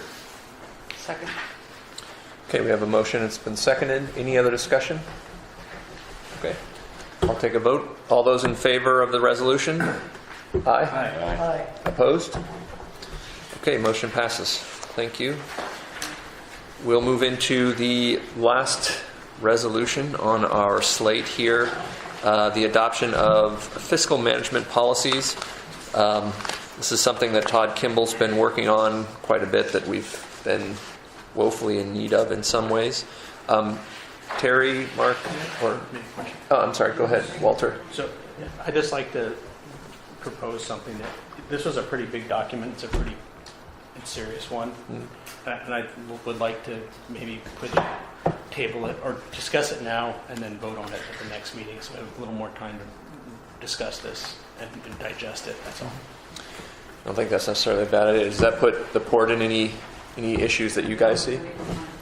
Great. Well, then let's continue the discussion on this, the highlights and the concerns in it, and give the commission a little more time to read it, and we can approve it on next meeting. No, and I appreciate all the hard work that was been done with you folks to do that, but this is a pretty important one, so a little bit more time. We didn't get it to you with much time. No, we understand. You guys have an intro on this? So, Port, as Robbinsdale presently does not have enumerated policies or commission adopted policies governing fiscal management. So, as you mentioned, Todd drafted this policy with input from the staff. And I'll read the purpose. It's on the third page of the policy. The purpose, this document will communicate the general management and financial policies established by the Port of Newport Board of Commissioners in order to ensure the Port of Newport complies with applicable laws and regulations and operates in a manner consistent with the organization's mission statement and strategic vision. And you are also correct, Walter, there's a lot in here. Many of these policies we are already complying with. Again, they just have not been codified or enumerated. There are some changes, though, particularly in the areas covering procurement and collections, accounts receivable collections. The additions, those two sections will particularly assist finance staff in creating some new procedures that will better manage the process.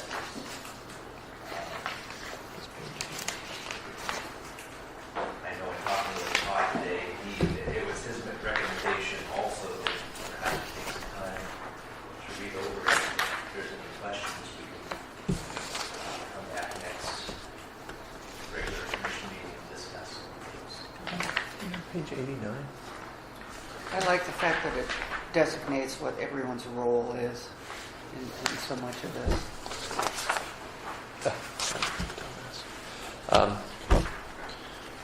Yeah, like you said, it's a lot to digest here. I don't know if folks have had a chance, actually. Any comments right off the bat? Walter? As Yeah. the treasurer? Secretary, Treasurer, and No, I think this is something we've needed for a long time, and I appreciate the hard work and that. So, just want to have time to look over it. I haven't seen anything that raises any flags, but I think it's a great start. I think it's something you need I to see do the for a gift long time. limit is still $50. Just saying. Yeah, we don't, and that's a state thing, we don't set that. Okay. Duly noted. Jeff, any thoughts initially? I didn't see anything that raised red flags either, and I appreciate having more method and less madness. There you go. Jim, anything right out of the gate that... One of the things, I'll jump in just real quick, that we may want to have another discussion of, this was on page 90 actually, about the purchase authority of department managers, general managers, those things. I don't necessarily want to say that I have one particular number in mind, but I think having some discretion in that is something that the commission should look at, and we should continue a dialogue on this. Is that like on F? Yeah, F. This is the purchase authority. I think historically, or I shouldn't say historically, I think in a lot of businesses or operations of our size, there might be a little more discretion there, although I certainly understand the concerns associated with, or the liability, if you will, associated with having those too high. But I'll throw it out there if the commission doesn't mind taking a peek at that, and maybe we can circle back on that discussion later. So, that was my only comment. Staff, any other discussions before we move on? One thing I would like to point out with all of this is I made some suggestions recently. I'll probably mention it again in my report later, but about the idea of potentially in the future, going after a specific capital improvement project and using a prescribed rate increase in order to pay for that. This policy right here allows us to be able to steer our spending much more effectively, so that you can do things like that, where the incremental change can be assigned to some project, but you can freeze spending more effectively this way. And it's very useful. Another thing about, I sat with Mark and Todd a bunch on this. I do have a fair amount of procurement experience in my background as well, and one of the gaps that we have at the port is we don't have procurement professionals, and that's when you're talking about oversight on things. A lot of times procurement professionals do a much more effective job because they understand the laws, they understand the procedures, and they understand policy, and can enforce it a lot easier. If we could find a balance of that someday, I don't know that that's anything we can fix right now, but it would help us a great deal in our spending, because I think there is room for us to be able to more effectively steer our spending or limit conscientiously, and we can get better at that in the future. I think it's also important to point out that this, not to sound too cliched, but this is also a living document that can grow and be modified, and probably should be, as a matter of course, probably looked at, I'm going to say annually, but not too much more than that. I would think that, and it might be just somewhat of a rubber stamp, but nonetheless, I think that should be part of this document, that is a process by which it can be updated or changed. So, okay, any other comments? Okay, so we'll go ahead and table that resolution for now, and we'll move into staff reports. Mark, looks like you might be first up. Too much more about finances,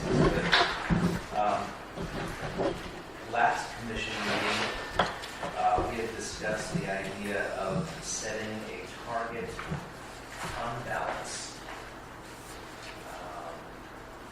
That we would, attempt to keep each budget cycle, and in discussing that with Todd and Terry, we determined that the commission already has that authority in the budget process to kind of monitor that unappropriated any fund balance or fund balance reserve amount.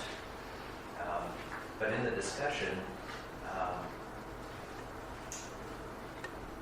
think I heard Walter talking about a days of cash on hand calculation.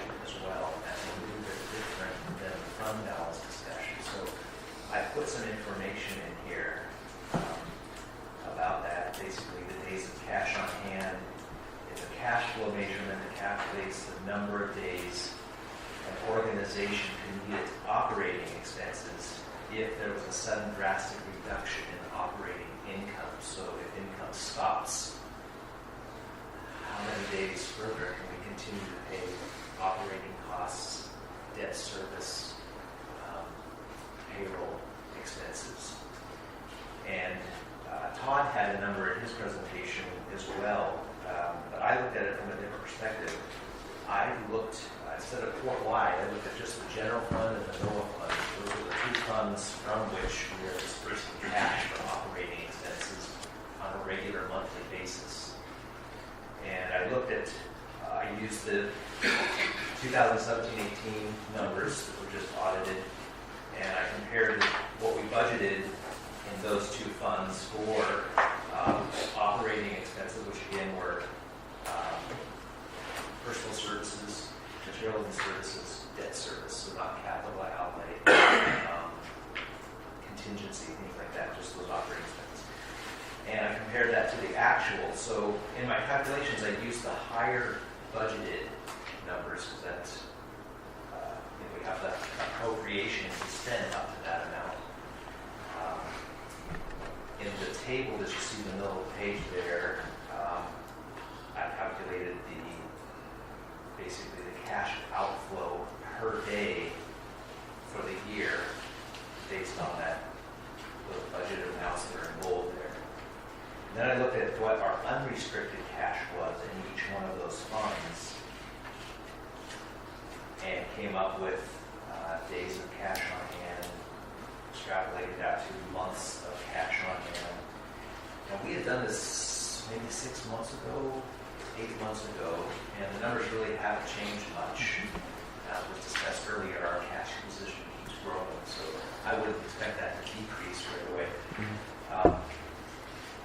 But I think these numbers, this discussion can lead toward perhaps a resolution that would set a target days of cash on hand. I was doing some research. Many organizations try to aim for 90 to 180 days. Some places said the more the merrier. There's obviously a limit to some of these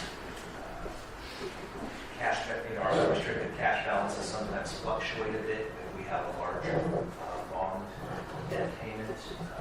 There's further considerations as to how that target will be met, or when do we measure that target? Is it once a year? Is it every 6 months? I think there's a little more to this, but I think this is a good start.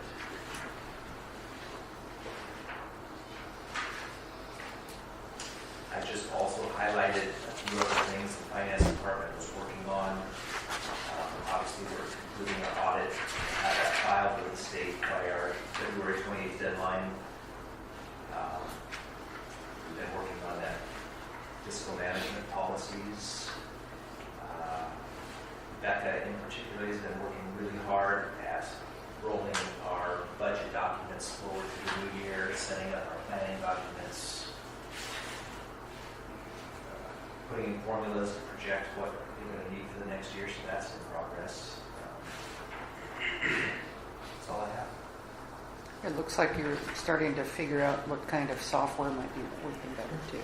A couple vendors that we actually already use for other things. Our security company and our IT company both have departments in there that can provide some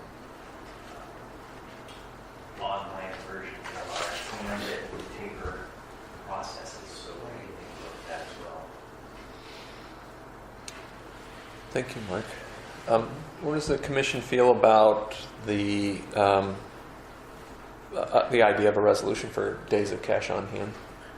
I think it'd be a good place to get to. It seems like the 245 may be too many due to what Todd had alluded to regarding our maybe lack of capital expenditures last year. I mean, I don't disagree with the fact that, you know, the more the merrier, but we probably should have spent maybe a little bit more of that money, although it positions us well to deal with Port Dock 5 next year. So maybe 180, but maybe we need to look at it a little further. Right. Yeah, certainly not to make a decision tonight. Yeah, but I think it's a good way to go. Yeah, I think a resolution is probably a good idea. Sarah, any other thoughts? Yeah, I think any way we can kind of keep reserves under control. It's good. Jeff? Nothing bad. I just say split the difference. So we're going to start a talking point. It's 90 to 180. Start 120. But the other thing, the reason I asked this too is, as we're looking at all of our profit and losses, our biggest money makers are based on expendable income. And I was around when when gas was $4 a gallon, and we did see a big hit in revenue from these, our biggest revenue sources. And we are looking at a really big gas tax possibly coming from the state in cap and trade. So I just want to make sure that we acknowledge that coming up, and that 24 to 48 cents a gallon gas tax could have a big impact on how many people are coming to our facilities here that are our biggest money makers. So the more we can put away, the better. Well, I think, Mark, maybe you guys can look a little closer about it, and maybe in March at our next regularly scheduled meeting, you can put forth a recommendation on the total number of days. We can continue this discussion. And I think everybody here is appreciative of the idea of having a more formal resolution that will define those days, so that it'll guide us in the budget process as well as future commissions as well. So does that work for everybody here? All right, thank you. Would that somehow possibly become a part of the bigger Fiscal plan. fiscal management policy? Yeah. Yep. All right. We have the Director of Operations. I suppose, Aaron, you'll jump into this one? Thank you. Yep. So I had a pretty busy month. This is when my report is not very lengthy, but because I didn't have time to write reports as much as I was doing stuff. So we wrapped up dredging at the Noah facility. We achieved depth closer to the design depth this time around because we used that cutter head. I think it was a good investment. There were due to a number of factors. We dredged a lot less material than what we thought we were going to. One of them was because of the government shutdown, we had a couple ships in when we expected them not to be. Another one was because of discrepancy that was my fault. When I first gave the figures on the dredge prism, I thought all 4 berths were 28 feet, but 2 over 26 and 2 over 28. So it was a learning experience for me. The hoist dock is remained pretty steady. You'll note later on we've got some increases, some significant increases this year as compared to last year. There are reasons for that. I'll probably mention those here. Seafood Wine Festival went off in South Beach. We didn't really have any major conduct issues down there this year. It went pretty smoothly, just some minor things with the attendees to the event. Terminals started, a few boats have started switching over to ground fishing, so there were ground fisheries, so a couple boats have been switching gear. That's picked things up a little bit out there. And put the RV Park Annex redesign out for qualifications and bids. We got 6 firms that gave qualifications, and that's more interest I've had on any job since I've been here. So that was good to see. We took the top 4 and sent a request for proposals to them. And I just, yesterday I sent them the actual formal request. I expect to have those proposals back before the 8th. So the dredging got done on schedule. We did have an issue with the box drain. There's an internal dike on the settling pond over there, and the box drain that connects the two sides of that pond gave way at a certain point toward the end of the day when we were about 3/4 of the way done. So there was an increased rate of flow off the pile for about 30 minutes while everything settled out from what was on the inside. I went ahead and self-notified to DEQ. It didn't meet the requirements of the 401 certification for reporting. It also didn't meet the requirements of the the 1200Z, but obviously everybody's concerned about turbid water. And so I sent the report to DEQ and pointed those things out. It fit in between, all of our turbidity measurements came out fine within the scopes of what they require. But they, in the 401 certification, it has us testing at the actual dredging site and not as much toward the discharge off the pile. So in any case, they've been notified, gave them all of our turbidity logs, and during the project, we performed the turbidity measurements in order to save us some money instead of having a contractor, dedicated person to that.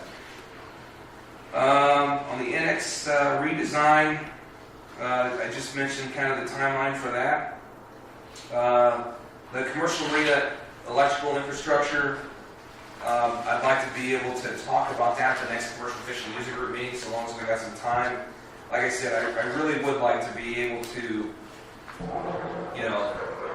we haven't completed our overall 5-year plan yet, but I think that modernization in the commercial marina is likely to be a big part of it. And so if we can start making some minor course adjustments now, they'll set us on a good pathway in the long run. And one of them is electrical improvements on Port Dock 5 and then also over on Port Dock 7. If we can get possibly some rate increases that are assigned to those projects so we can get them done in the next 3 years, I definitely would sleep a little bit better at night. Especially after the round of engineering that we had done on the Port Dock 5 pier, that showed that we're already at over capacity for what's going on in Port Dock 5. So that would be a good conversation we can have. And I have a number of different ideas that we can talk about. And it doesn't have to be, there's a lot of different ways we can go about it. I just want to start getting, people talking about it. And what I have heard from people is that, especially when it comes to us performing specific improvements, their people want those improvements and they're willing to invest the money in that. We just need to be able to perform on it, I think is what it is. So. I think it's a wonderful start, and I know that the group would be really interested in a robust discussion. So I'm not sure who makes the agendas, but I'll alert Heather to making this a big part of the meeting, because I know the fishermen are anxious. It's a constant, what happened to all the money I gave you? Yeah, yeah. And this way it would be put yeah. in the new pedestal for your vessel. It's just a great approach. I think it's wonderful thinking. So that's, and I've got some numbers on the cost of it already. I need to get some refining done to it because there was a couple of things in the current code that weren't followed, so I need to make sure that that's included, and we'll be able to talk about the cost of those projects too. Load centers, so that we put those out to bid. I put those out on Orpin, which is the same way I put out the RV park. We got a lot of people coming back at us. Didn't really get. I got one guy up in Eugene who was interested in coming out and said he couldn't make it. So we had one company came out for the site meeting for this project. So in any case, it came in at $199,000. We budgeted for $30,000. So we have a little bit of a problem there, and we're gonna seek more bids, obviously, but the bulk of this was in the materials. It wasn't in, wages or a change in scope on the job. So usually materials don't vary that much when it comes to the prices. We'll find out. And one of the reasons why it's expensive is because we're requiring stainless, because I don't think it's a good idea to put in any mild steel around here. As far as the actual cabins themselves. So there'll be more to follow by the next meeting on that. The South Beach boat ramp, so the repair bid on that thing was $3,000. I don't intend to put together this, to do the effort to get an Oregon State Marine Board grant for $3,000. I don't think pays off very well. You're talking about the tow? This is yeah. Okay. All we got to do is we need to dump some rock down around the base of it, and it's going to take them a half a day. But we have to go through all the permitting too. So the permitting is probably going to take longer than actually getting the job done, but that's just the way it has to be done. So we were talking with the PNWA, because around this time is when they update their project list, and I got to thinking about projects, I went ahead and called a couple of contacts at the Army Corps. I wound up talking to the chief of planning from the Portland office about some ideas that I had. I've always kind of wondered ever since I first came to Newport in the late 90s why it is that we've got a federal project over in the recreational marina, but there's no federal channel, there's no project in the commercial marina. It's kind of different than a lot of other places. So I asked them that question, and I said, would it be possible for us to be able to establish a federal project over on the commercial side, particularly because the regional impacts on the economy and so on and so forth, in order to get some help in improving the channel so that we can ultimately pull off some of these marina improvements that we want to at some point in time. They came down and met with me. It was the chief of planning from the Portland office.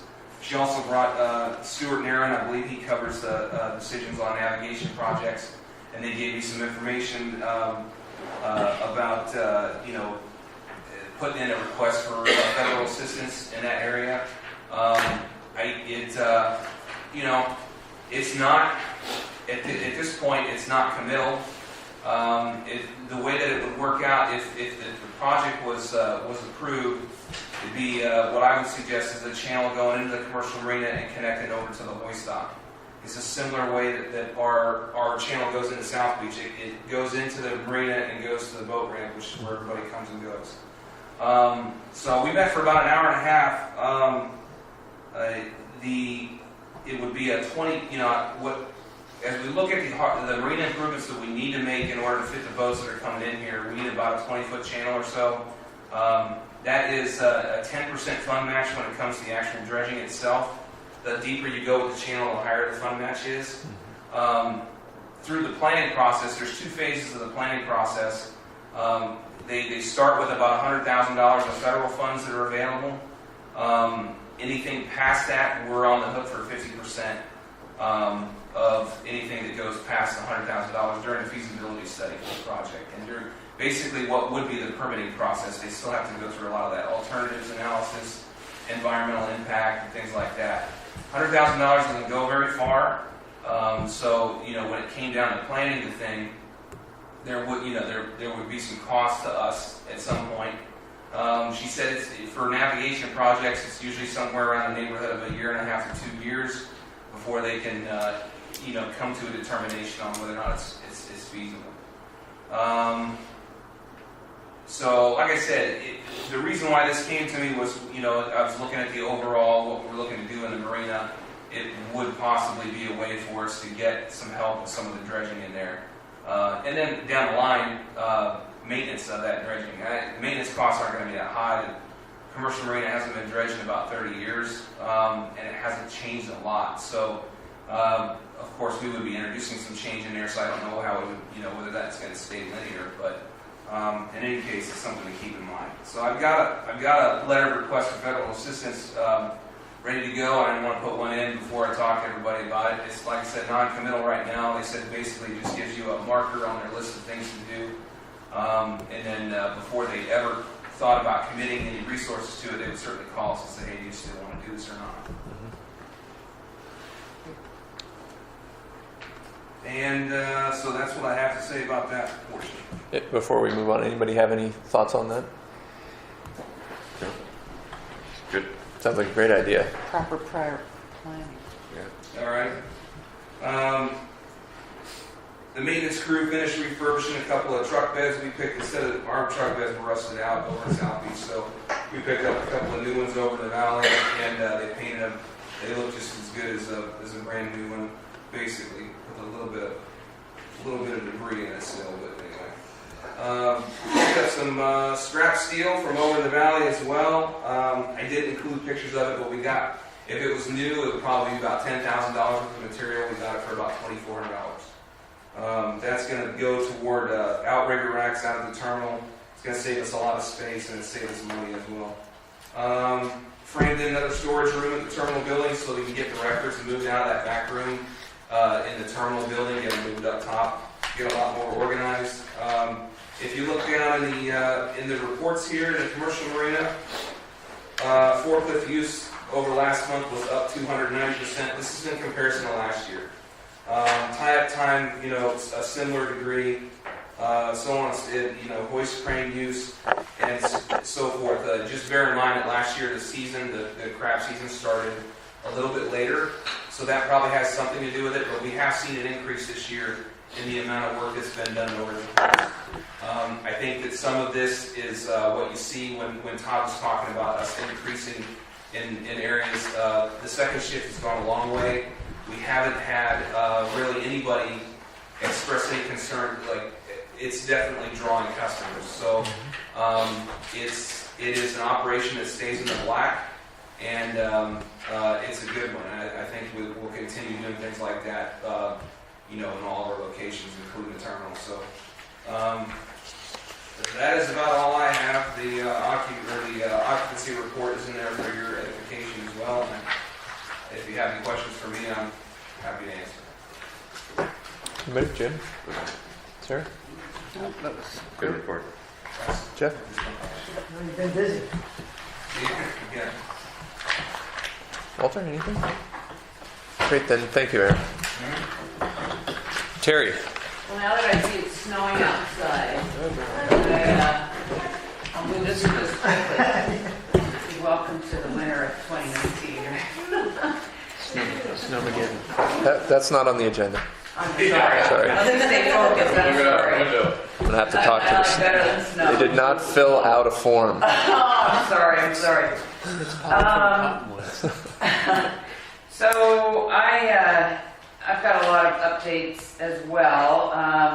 First and foremost, update on the strategic business plan and capital facilities plan, and the numerous changes to our schedule has been confusing, and I apologize for that, but I am trying to keep the consultants focused on producing the best document they can produce, and I've had to nudge them in different places, and at the last minute, Todd, who was going to do the big financial package for us, said that he's just overwhelmed with other things and can't do that.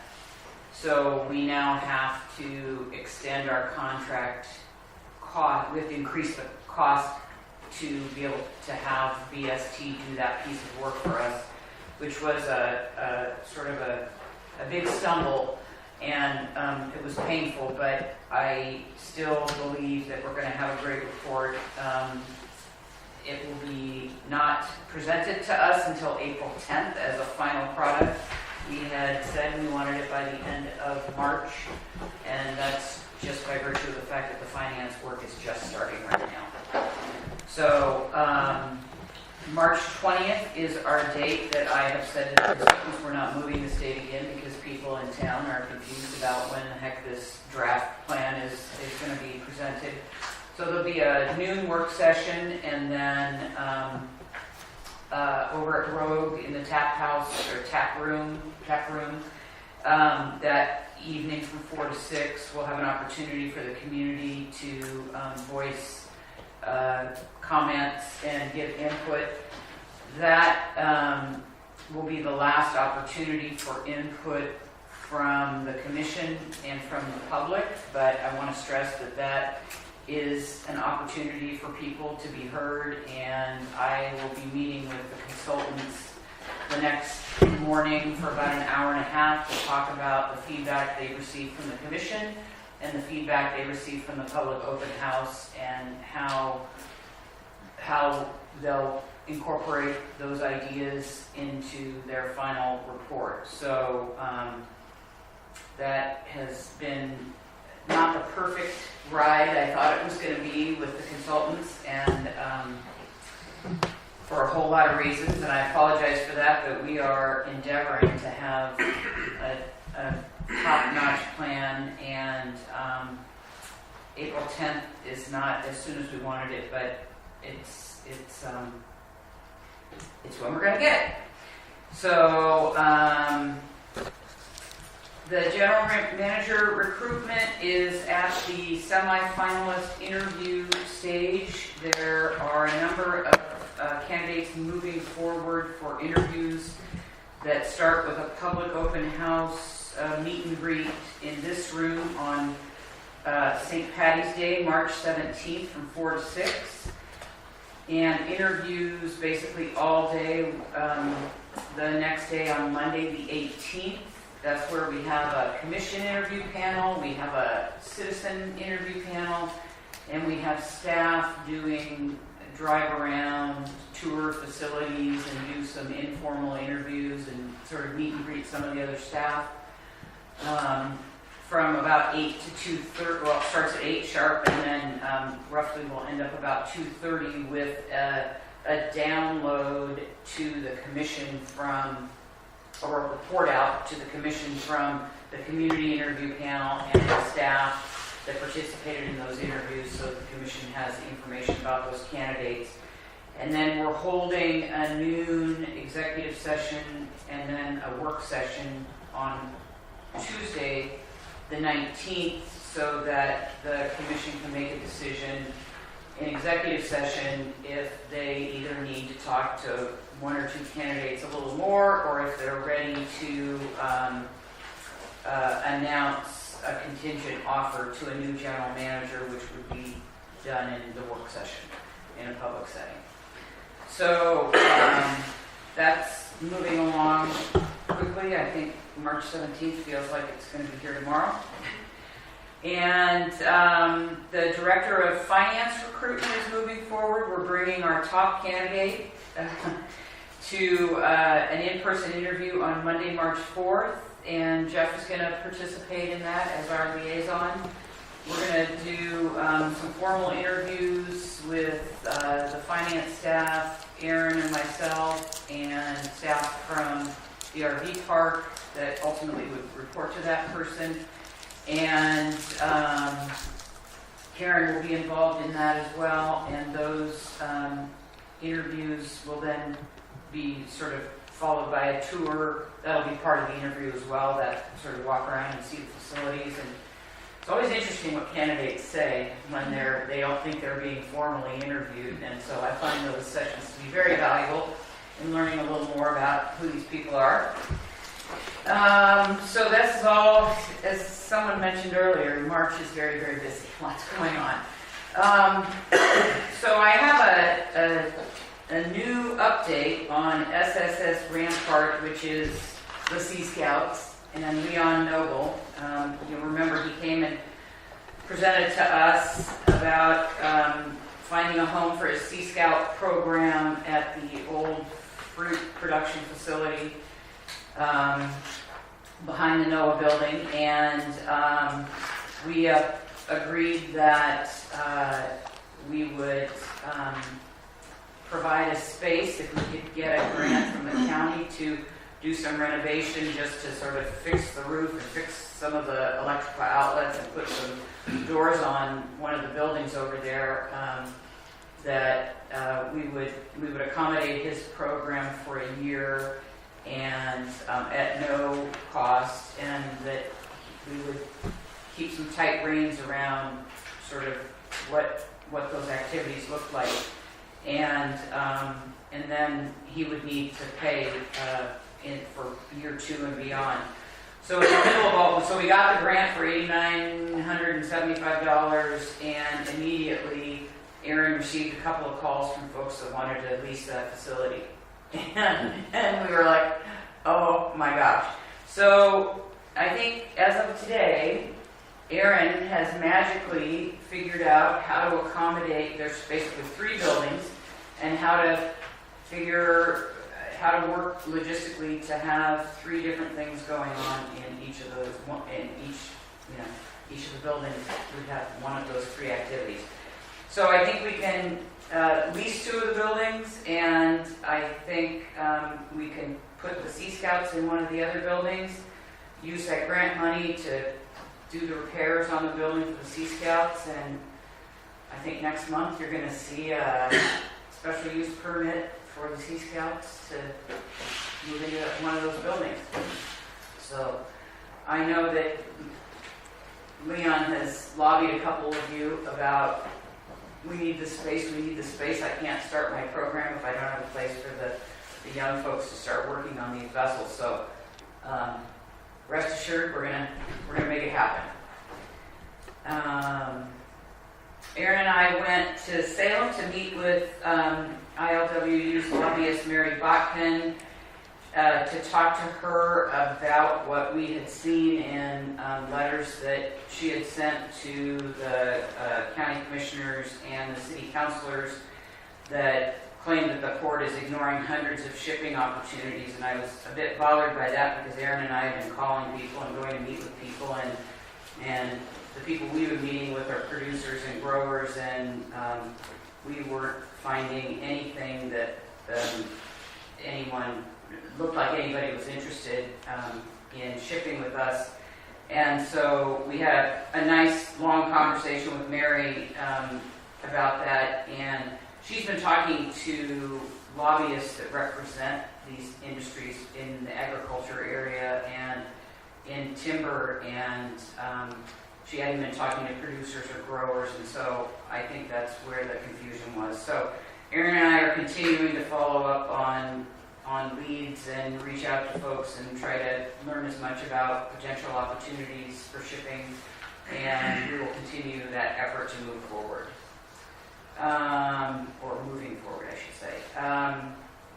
I issued a RFP for strategic communications about 3 weeks ago. We had 6 really high-quality responses to that RFP. We are just finalizing the, and basically the RFP was seeking someone between now and the end of the fiscal year to help us with writing targeted messaging pieces for elected officials, general outreach to the community, posting on our website, posting on our Facebook page, and generating just some regular communications about activities at the port and kind of establishing a format for that so that we could continue on in the future with getting communication out on a more regular basis.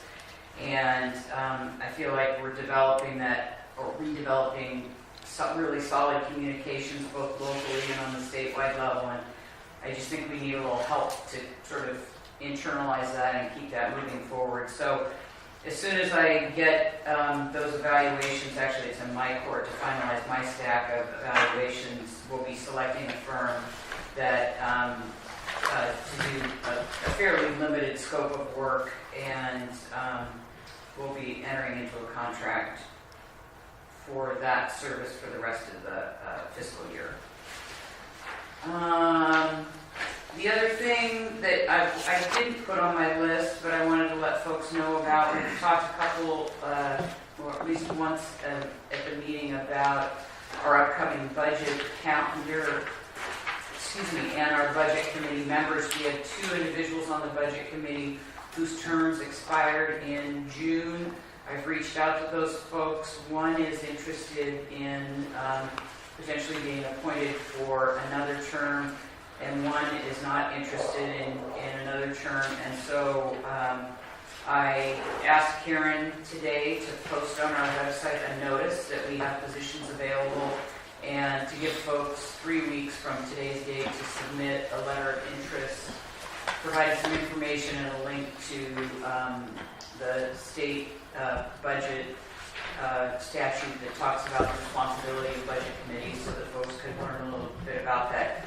So I would bring any interested names of any interested individuals to you next month so that we could make those appointments and finalize our budget calendar and our budget committee and move that forward, because we are in the budget planning phase of our world right now.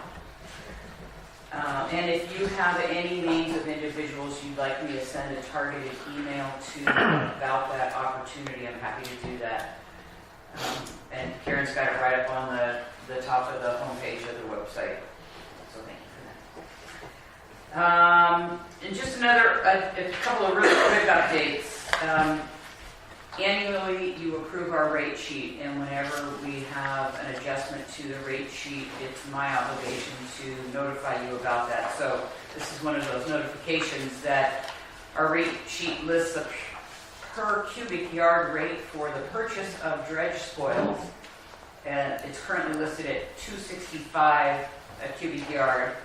And we received information that the state had upped their rate by 3 cents, and we matched their rate, right? So it upped their rate to $2.68. So we are increasing our rate by 3 cents. So that is the official notification of that.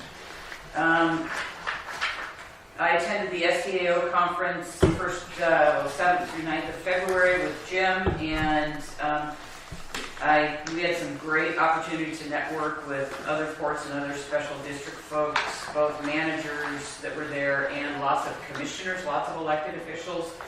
So I think I gained a lot of knowledge, and the most important thing was learning about additional opportunities that are available to us to reduce our insurance premiums through SDIS, which is the SDAO insurance program. And in the last, they do this program every year, and there's opportunities to get 10 or 8% off of your insurance premium based on complying with 4 or 5 different programs they have. And this year there's an opportunity to get up to 14% off because there's a couple new programs. One that I think is really important. I've already submitted some dates to, and they're only considering 25 special districts, and so we're on that list for a board practices assessment, which is a 2-hour session where they come and it's a self-assessment we do, but we get a 4% premium reduction for doing that. We get 2% just because Jim and I went to the conference. There's a couple of new programs around records retention that the material's not even out yet, but Karen's lined up to take advantage of those opportunities. So it's a great way for us to reduce those rates, and it's we take advantage of that every year. So we're jumping on that. And then for some time I've been talking with the government ethics, or the Oregon Government Ethics Commission folks about an ethics training, and we got a date today, finally, March 28th at 12 noon. Tammy Hedrick will be here, and it'll be about a 90-minute presentation and discussion starting at noon, so I'll send you out information on that.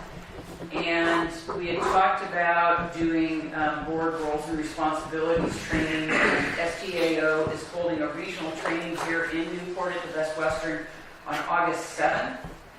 And if that works to facilitate that request, that is the most, I think it's the most expeditious way for us to get that training here, because the consultant group that George Dunkel manages they're doing a whole new batch of trainings and these board practices assessments, and they are going to have a hard time fitting us in any earlier than that. So I'll make sure that Karen's got that on her list to facilitate registration for commissioners. And last but not least, Aaron and I met with the executive director of the State of Oregon Maritime Pilots Association. And he called us and wanted to know more about opportunity, or sort of how our search for opportunities for shipping were coming along, and the potential need to have a certified pilot to assist shippers coming across the bar. And we talked to him about that a bit. He said that there's currently a pilot in Coos Bay who just needs some additional hours crossing the bar, but to get his certification. But he's, trained and is a pilot down in Coos Bay, and so they're going to work potentially with the Corps of Engineers to get those crossing hours when the dredging operation starts up in dredging season. So that's just a heads up, so you know that. And then this last piece is a description of that board, the SDAO Insurance Services Best Practices Program. And Karen and I were talking about it today, and we've almost checked all the boxes, and we're in line to check the boxes on the areas that aren't available until spring. So we're going to get our credit, and that's pretty exciting. And that's all I have. Anybody have any questions for Terry? Jim? Yeah. Any news from Teven about anything at all? No. No, Okay. I left another message for him today. All right. This is your weekly test call. Okay. Anything else, Walter? Now that BST is going to be doing our financial, do you need to bring that contract's going to be expanded? Do you need to bring that to us? I most likely will have to bring that to you. I haven't seen a final number. I'm Okay. still twisting it a little bit. All right. Thanks. Any other comments or concerns at this point? Okay, we'll move into the next to last section here. Commissioner reports and comments. I'm going to just jump out real quick. We have had some visits to Salem. I think both Jeff and I have made visits. Jim and I and Walter, we've met with the Coastal Caucus, Senator Roblin's office, Representative Gomberg, Representative McEwen, Representative Witt, and Representative Smith. And I can go through any more of those if people have any more questions, but I think each and every one of those meetings can be summarized by the importance of communicating with these folks more regularly. So that's what I'd like to say. That was my only update. Did anybody have anything else they'd like to comment on? Jim? Attended that with you. I agree. The communication's key, and then the STAO conference was very beneficial. Yeah, Thanks for doing that too. Sarah, anything? Nothing. Walter, any updates, comments? I forwarded some information on an aquaculture grant to Terry, so I don't know if we had some aquaculture people. Aaron already forwarded it to one of the people we're talking about for the Okay. fruit production facility. Yeah, thank you. And just what she said about Salem, I can't stress enough about how important it is to go up there and talk. And I would say a tip: when you go up there, tell everybody that you're going to be there, and drop by their office, whether or not they're there or not. Drop off your cards. Say I was there. Stuart and I, we went to Caddy. We saw Caddy in the elevator. We went to David Brock Smith's office. We went to Betsy's office, and I think that this communication thing, just letting them know you're in the building, even though you don't see them, that's good. Because what they don't want to hear is you were up there, and if they knew that you were in the building, they could have grabbed you for 5 minutes and said, we really need you to look at this. And you never know, they might have a schedule open, so you notify them ahead of time, and they might say, hey, I've got some time at 10 o'clock, and we're scheduled to be up there at noon, you better be there at 10. And one of the benefits, Stuart and I, we stopped by Tiffany Mitchell's office, and her aide said, hey, she actually does have some time. And so we were able to sit down for 10 minutes with her and just talk to her. And we didn't ask for anything, but at least she sees your face. She's one of the newest members of the Coastal Caucus. So, she doesn't get a lot of people in to see her yet, but she will be there for 4 more years. So you might need to talk to her with something in the future. And that 5 minutes, if you just drop in and say hi, that could pay great benefits in the future for when next time you need to go up there. So that's part of the communication thing is be a pest. We got a big box of cards that they came with the job description, so don't be shy about dropping them off. So, and you never know who you're going to meet in their offices either. That was my Good. Thank for you. the day. Yeah, thanks. Yep. Jeff, anything? Nothing to add. Okay, great. I'm not going to read every one of the consent calendar items. Everybody has them here. I will call out the work session for the strategic business plan. Again, we've had some shifts in dates. I've heard from some folks that they're a little confused on when those are, specifically up with the city. So I've talked with Terry about that. So just to remind folks, there is another opportunity to comment on the strategic business plan going forward. And that would be on March 20th.